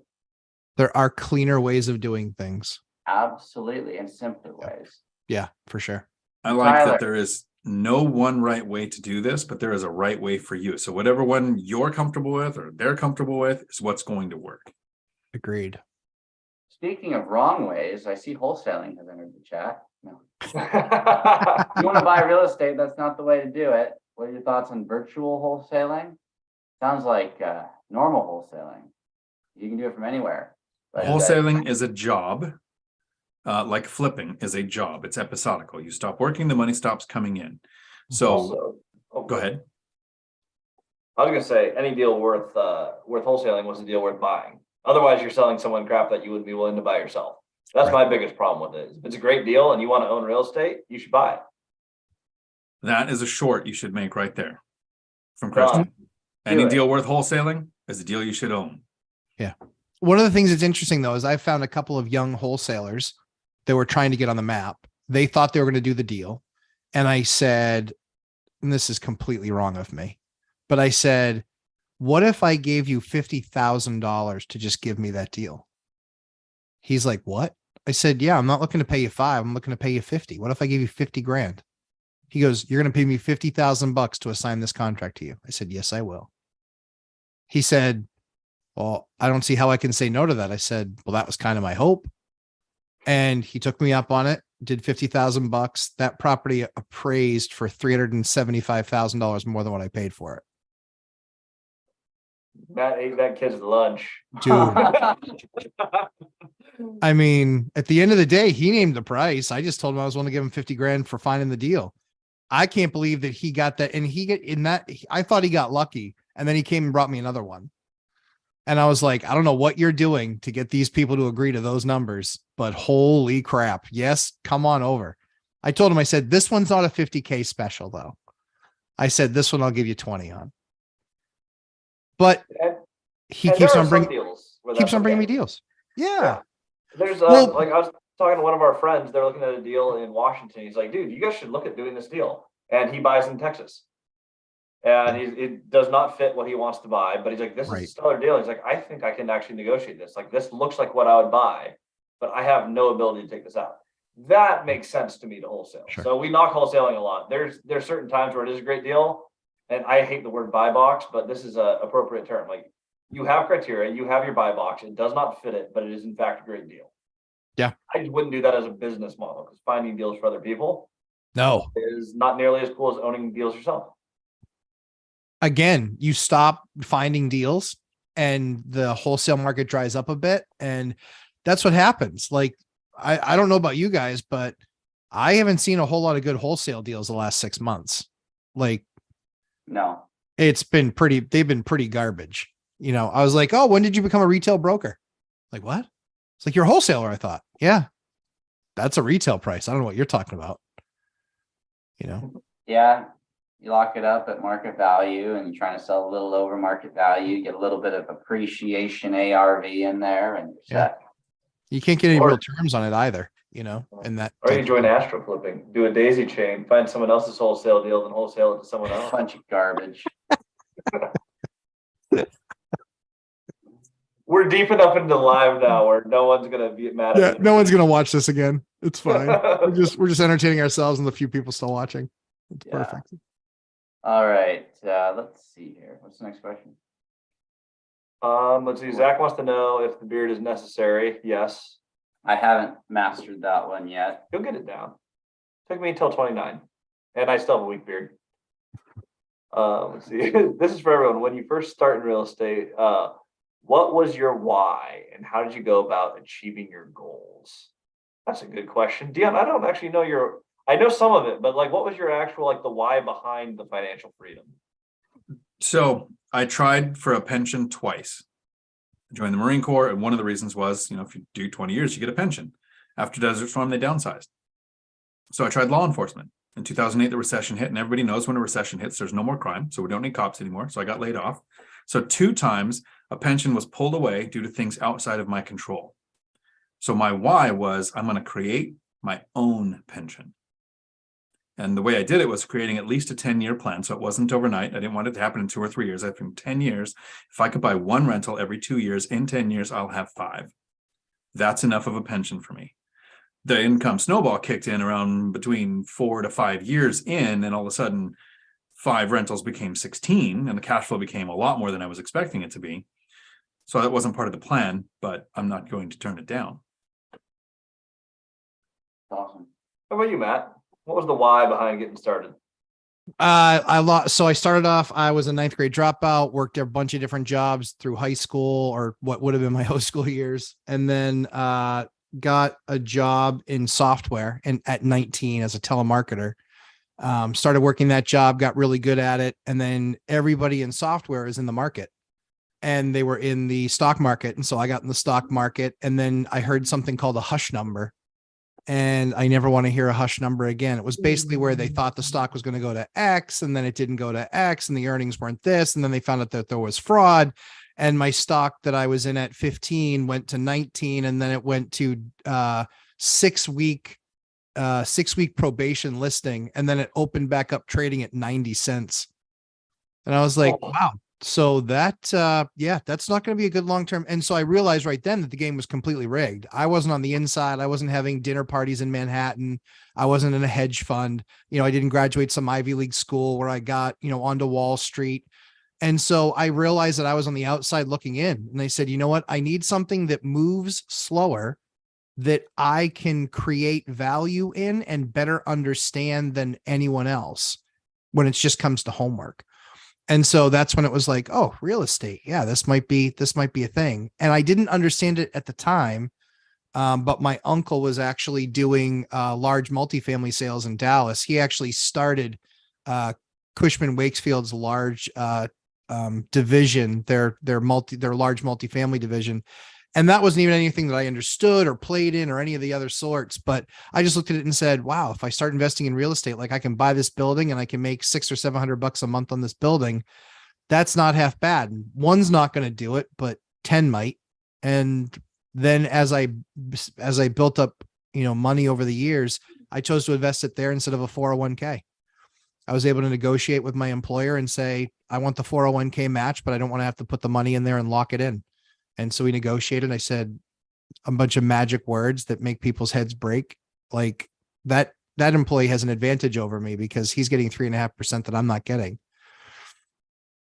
They responded and I got my 3.5 points without having to put any money in. And I just kept on taking money. And for me, it was save, buy, save, buy, save, buy. So I did 9 house hacks in 13 years, lived in them, rehabbed them. I was committed. And that's how I did my first 10 deals. They were all house hacks. Love that. Yeah. For me, I just want to retire my wife because the school districts here got crazy because Yeah. much like police officers, apparently you don't need common sense. And I started segregating kids by color and all. No, come on. Because that's a great idea for the school district. Oh my Yeah, word. with sarcasm there, in case that was not clear. Oh, okay. Terrible. Yeah. Wow. They went like, how we fight racism? Let's put everyone in rooms where everyone looks like them. That will help. Their thought was it make people feel more comfortable. My thought is that that's just another form of racism. I was like, and we are back to the 50s. Crazy. Yeah, Yeah. screw Seattle. Yeah, let's King County sucks. Yeah, invest in water fountains because apparently every school is getting separated. No, that was got politically weird here, and so I was like, okay, well let's get you into like doing anything else that is sane and normal and enjoyable. And so that was my big driver to move from like, hey, I want to be in real estate to I'm all in and I'm going for this. And we were at a point where as soon as that stuff started happening, we got to retire his wife, which was really cool. Yeah, that took us from the time I committed. So I had one duplex when we got into that whole mess. And when I committed to retire my wife, 11 months later, Cody and I were at 100 apart. I think it was about the time we hit 81 together is where we're able to retire her. But we did that in 11 months. That's awesome. Edmund asked if we've ever had a PM company steal rents and pocket the money. Absolutely. That has happened. All right. My Can I property still get manager into real steals estate all of without my a rent. beard? No. Yes, you can. All right. We probably need to keep you without a beard just to prove to everyone that you don't need one to invest. I don't know. Beth Traverso has that covered. Unlike everyone else in this call, I don't actually have a jawline without the beard. So this is just here to let you imagine that I have one. It's the push-up bra for men. It is. It is. And I need the push-up Wait, because so I'm rocking an A cup of a jawline. If I got a push-up bra, that'd make it better. All right, let's see. That's a lot of text, and I don't know if there's a lot of questions. I see a question mark in this one, so I'm going to read it from Andy. How do you balance having a long-term plan but still managing rapid growth like Cody and Christian have? Oh, that's a great question. Because I want long-term stability, but I also don't want to wait forever. It doesn't take forever. So I'll answer really quick for us, and then I want you guys' input. We divided everything into 4 segments. First, you identify your goal before you get into the 4 segments. What is your goal? What's the reason behind it? What is your timeline? To hit that, you have a build phase, a stabilization phase, a optimize phase, and a debt payoff phase. The size of your goal determines how fast you have to go. And so for us, it's like, I want to retire my wife and I want to do it now. Like I'm doing it this year. So that one required ridiculous action. And I had the right business partner to pull that off. And so that was really, really hard. What was that? That was, I was going to come with an unrelated name, but I realized I can't name drop him. So you are the only partner. Yeah, I found the best buyer of real estate that I know. We partnered and we put it together. That was really hard. If your goal is not, I have 11 months to be financially free, which is not most people.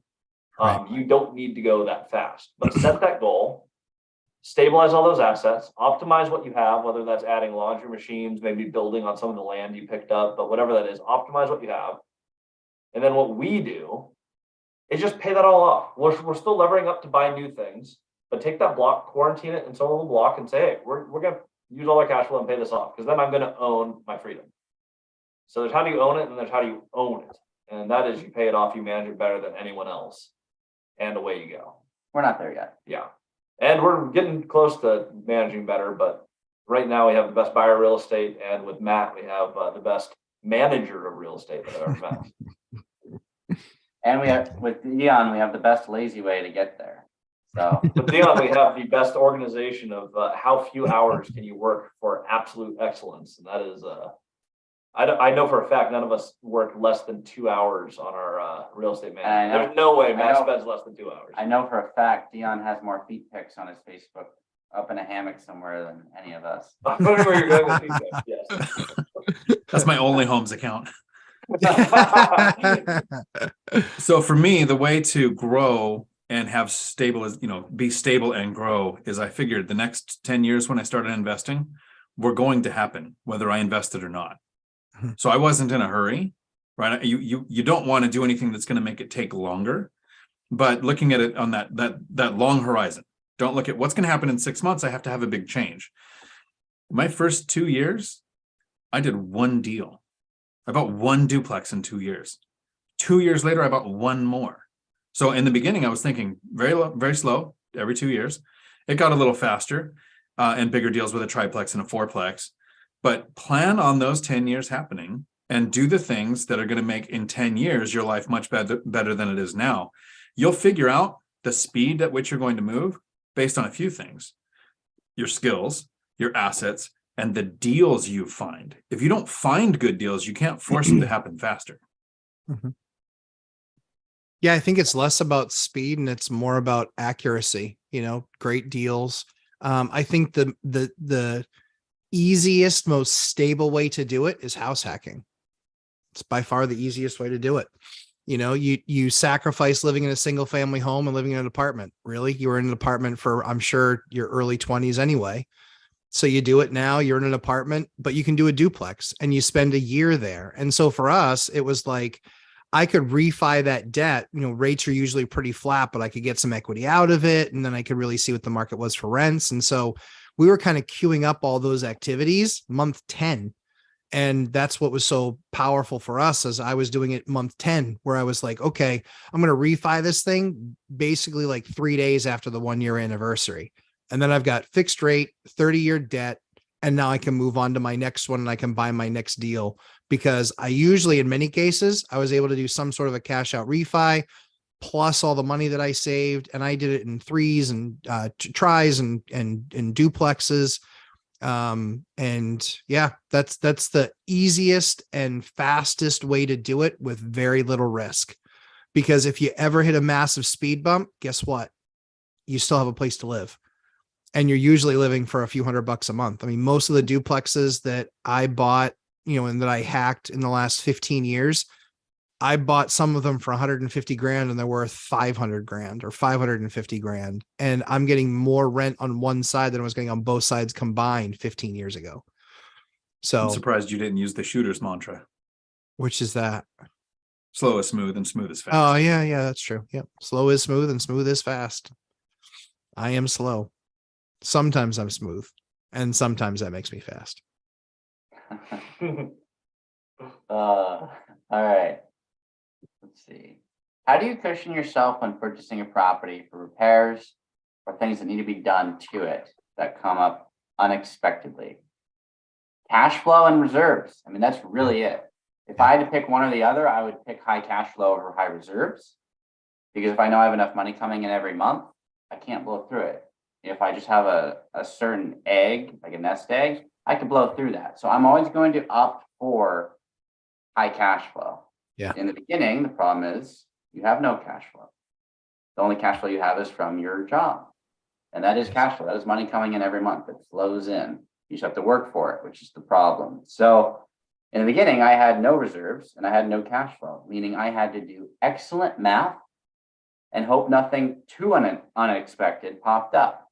But there was an element of high risk in that situation because if something unexpected popped up that was massive and insurance didn't cover it, I would be out.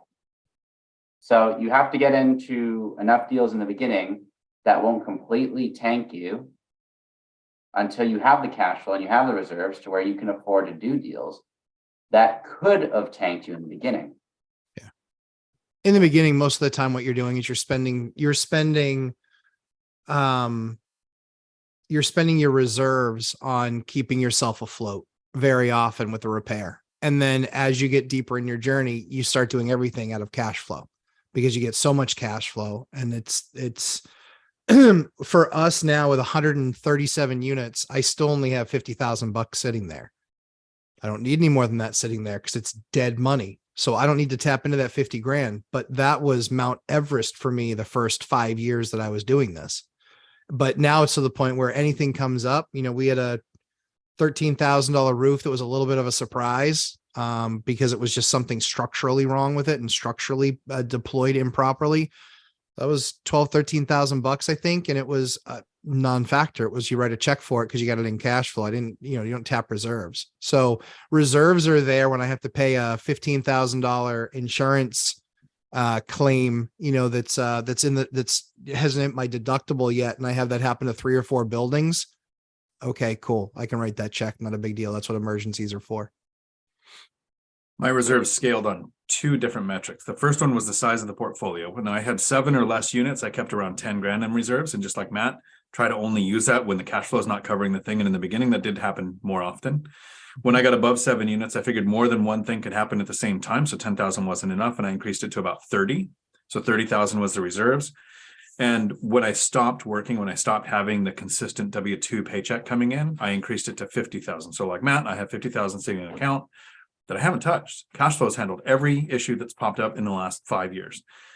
But I call it a swan account. You sleep well at night because that money's sitting there in case something happens. Lenders will also look at something, if you're looking for reserves, at a stock portfolio or a retirement account, they'll often look at 50% of the value of that as a reserve when you go to qualify for a loan.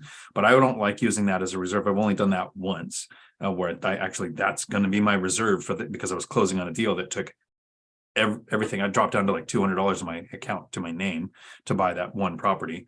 But I had a retirement account. I had credit cards that weren't used.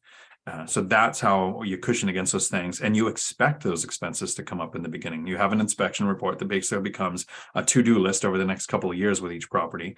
But there can be unexpected, and that's where reserves are going to come in. And when you buy a deal, even if you have cash flow from other properties that can handle mistakes, when I buy a property, I still, I have 16 units, not 137. I still factor in a percentage of gross rents to handle issues on the cash flow of that property, so that my yield is based on that property has to pay for its own mistakes or problems in the future. Yeah. And one of the things that does happen, and this happened to us on the resort, actually, we had a large capital expense the first 2 weeks we owned the resort. And so sometimes you buy it and you're like, okay, well, I'll do this out of cash flow. And then you find out, surprise, big bill immediately. That happens, especially if you buy enough real estate. Yeah. It's like the law of buying a big asset. It's like something's going to fail immediately just because it traded. It's like, I don't like new owners and building break.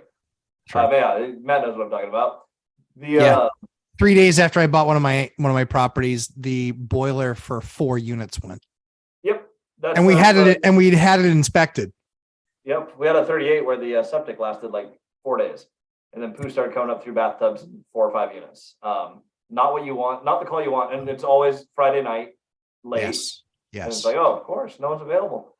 But when you have these things come up, what we've been able to do almost every single time is you call a service company and they quote you and be like, wow, that's more than I have in reserves. Then I usually just go, look, I'm a new business owner. I just bought this. And if we can divide this into 3 or 4 payments, that would save my bacon. And every single time I've done that, I've gotten on the phone with the owner of the business and they go, oh my gosh, I remember a time when I needed this and they've helped me out. This happened 4 times where I'm like, I can't afford this, but this would really suck. If we can do something this one time, this would help me out and I'll keep using you guys. And it's a way that you can just use your cash flow. Yes. If you can't afford it out of cash flow, figure out how you would make it work in cash flow. Divide it by that and away you go. Done that on Agreed. septic twice, on a furnace once. Yeah.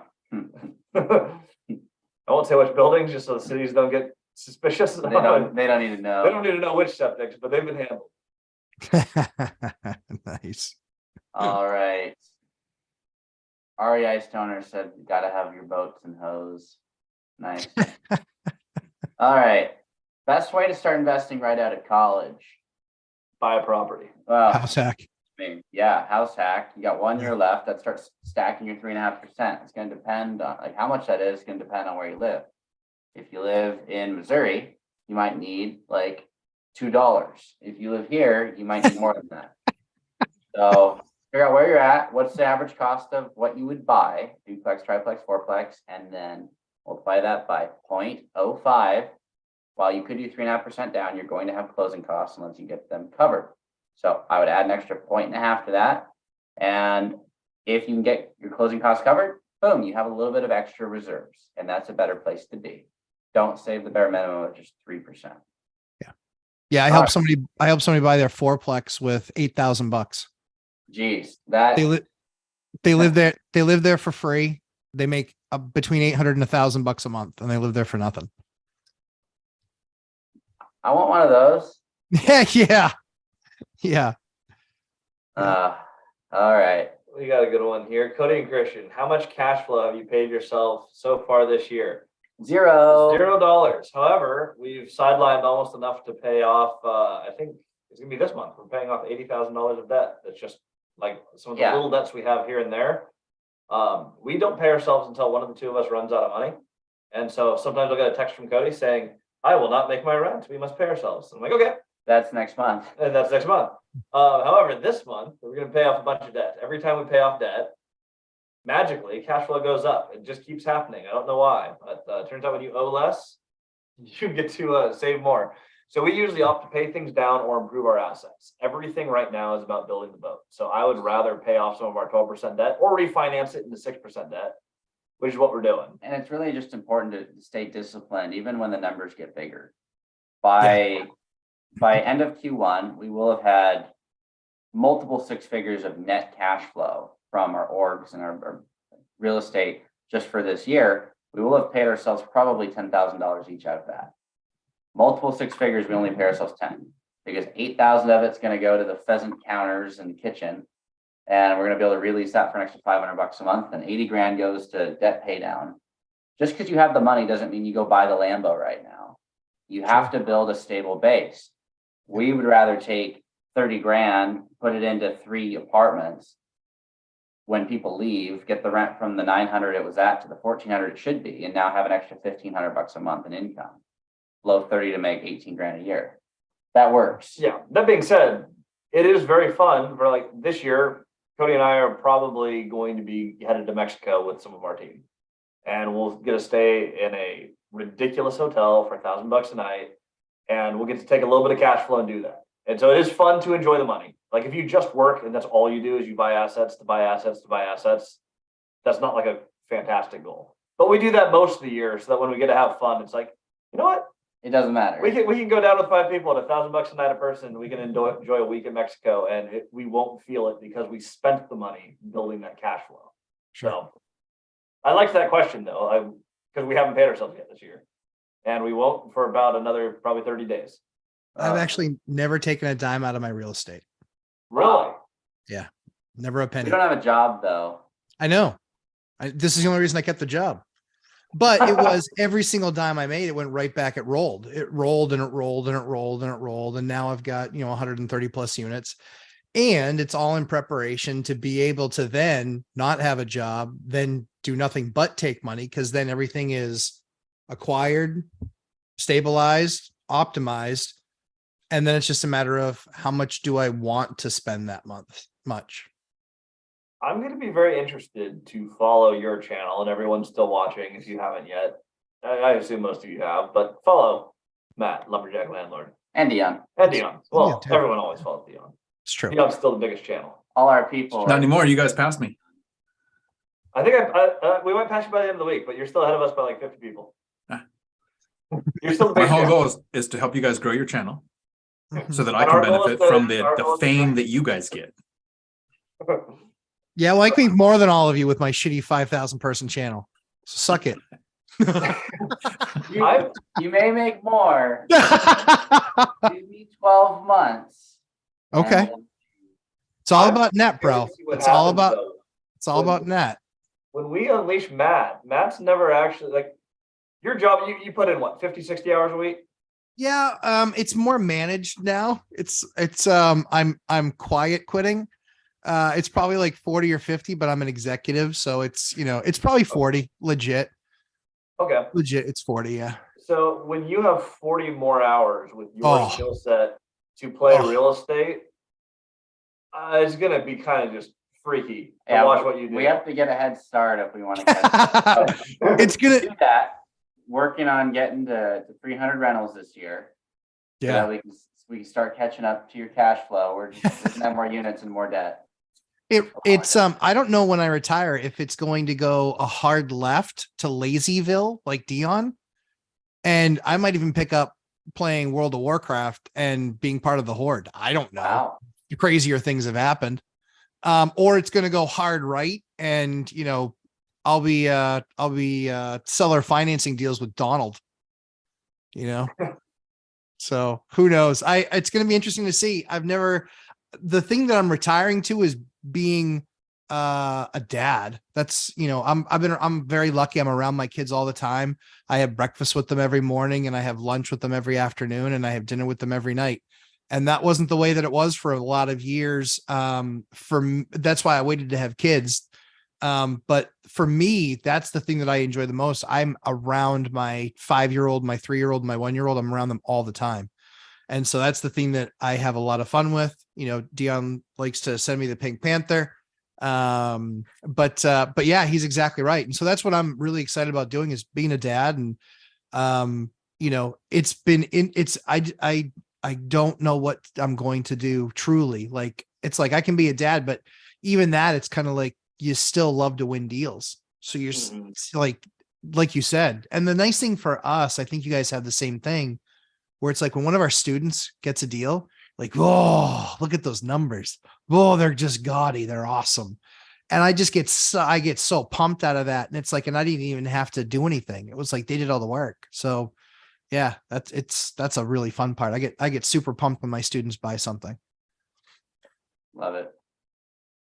Andy asked how we afford to live if we're not paying ourselves out of cash flow. Credit card. No, I'm just kidding. No, but some of our companies have lived on those. We can do a whole course on zero interest credit cards for Yeah, sure. we've got like 400 grand and 0% lines of credit. There are rules on that. You need to have real estate that cash flows that back, and you do not touch that. So if you have a year of zero interest, you are allowed to load it up, but you have to know your numbers, and the properties have to pay that off, so you never pay a dime of interest. That takes discipline. That is not for everyone. We don't talk about that strategy often because not everyone can have the power of hundreds of thousands of dollars of credit cards and not screw that up. So I don't recommend that. No, that's a hard strategy. But if you're disciplined, like we are, we'll borrow 400 grand at 0% because we know we can cash flow it before the 12 months is due. Yeah, but realistically, how do we afford to live? When we run out of money, we pay ourselves. Yep. And that's what we do. And we've had a few major refinances where it's not like a cash flow payment, but it's like, oh, excellent. This is a $50,000 each lump sum. That will float us. We live low cost of living. Well, it's going up. But I mean, it's still, if I live at like maybe $6,000 a month, which might be high for other people. For me, 6,000 is pretty inexpensive. And $50,000 floats you a lot of months. And with some of the business that I had to take on from a past partnership, I live on about 6 or 7 grand a month now. So my cost of living is higher than Christian's somehow. That is amazing. It is. Well, it turns out I have more debt than you. No, that is on a personal level. That happens. But yeah, that's how we do it. Matt has a job. Dion, Dion, you live on cash flow now. I do. So I didn't live on any money from my W-2 since 2018. Oh. Right. So in 2018, a lot of people talk about, I want to save 10 or 15% of my income for retirement. My goal was to save 100%. If you can't save 100% from your W-2 job, you are trapped and have to work. Yeah. But if you don't have to touch any money coming in from your W-2, so I switched it. The rental income was the goal to live on. The W-2 was, I don't want to need this. So since 2018, I haven't had to touch anything from work.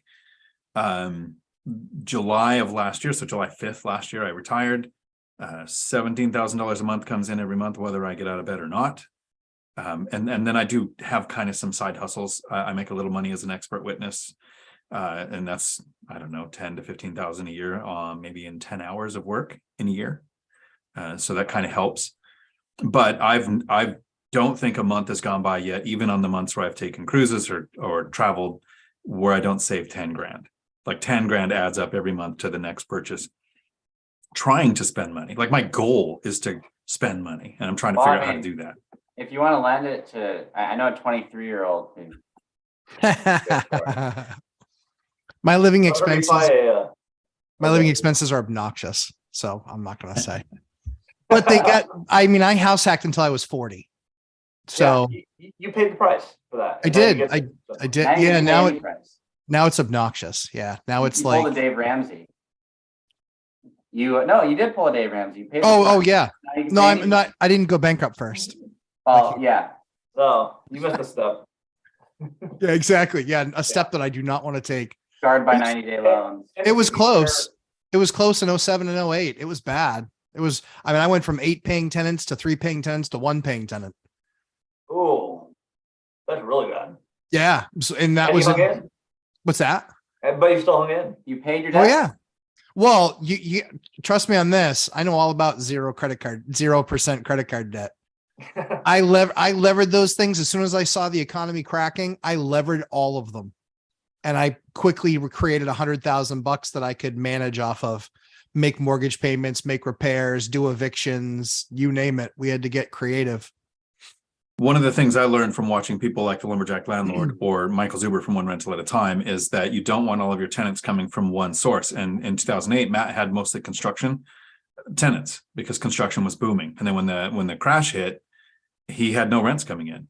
So one of the things I've done is I have about 1/3 military, 1/3 Section 8, 1/3 working or retired. So a pandemic, government shutdown, stock market crash doesn't hit my entire portfolio. And in the last 2 years, Matt's shifted to actually adding Section 8 to his portfolio so that he's a little more diversified in tenant base too. Dion, when you were building that income stream, were you paying yourself out of your rentals, or were you living on the W-2 job? When you were in the build phase of your business, what were you doing? The build phase, I was living minimally off of W-2 income, right? So everything extra from W-2, side hustle and real estate was rolled into saving the down payment. It wasn't until 2018 where I was saving 100% of W-2 income and about 65% of rental income. So 45% of rental income is what I was living on for the next 4 years. So from 18 to 22, I wasn't touching any of the W-2, and I was only using a small amount of the rental income because I was still rolling it. I bought in 2020, at the beginning of 2020, I bought my biggest purchase was a fourplex. It was 141,000 down payment, closing costs, put a roof on it, some other, immediate repairs. That was total cost. End of 2020, I purchased a triplex, another one of my largest ones. It was like 525,000 for the purchase. And then in 2021, I bought a duplex. So I was still, even during the pandemic and the eviction moratorium, I was rolling everything into that, so that in July of 2022 and throughout 2022, I felt kind of stupid going to work because the cash flow coming in from rentals was more than 4 times what it cost me to live my life. And I'm working. Like, what? I put a clone nose on every day and go to work because I didn't need to be there. And that's why one of the reasons why I actually quit a job I loved. I loved working. It was a great job. But time freedom is way more important than even a job that we love. Awesome. Well, we're going to wrap it up on that. We got a lot of stuff to do, but thanks for sticking it out with us for 2 hours. This was awesome. Yeah, we've had a couple of bonus Matt appearances on here. I appreciate you being around, Matt. Happy to do it. 7:30 Eastern time always seems to work. It's right after I finish putting my kids to bed. So Excellent. And Dion, thank you so much for co-hosting with us today. Always a privilege to have you on the channel. And of everyone in our network, you are the one person who we would not be where we're at online at the Robinhood. You contributed more to us than just about anyone, so we really appreciate you. No, I'm happy to be here. I'm super excited to watch what you guys are doing. I think the group of us and Millennial Mike and Zuber and Beth, we are helping a lot of people get past all the fear porn on internet where everything's going to crash, end of the world, housing market's going to crash, and we're all going to lose everything. There's so much of that getting so many views. So if we can find people out here that are actually doing the work, actually creating financial freedom, willing to share the information, whatever we can do as a group to get to more people, I'm all for it. Awesome. Absolutely. All right. Well, everyone, thank you for watching all the way through. I see a few of the names have been in here the entire time. So thank you for a long live, and we will see you guys all next week at 3 p.m. Pacific for our next Multifamily Live. Cool. Thanks, guys. Nice. Anytime. Happy to do it. We don't have a button to end our live though. Anticlimactic end. Yeah, we're stuck here forever. That's all good. It says we're Let me go going get for some more 3 whiskey, hours, I'm 1 out. minute and 50 seconds. I'm gonna just hit the X on the studio, and I think it'll kill the video. So we'll go there. I think I killed it. If not, sorry, YouTube. Well, let me see. I don't know. Are we? All right. Awesome. Thanks, guys. We'll See you later. We'll see you soon. Bye. See you Yeah, we'll guys.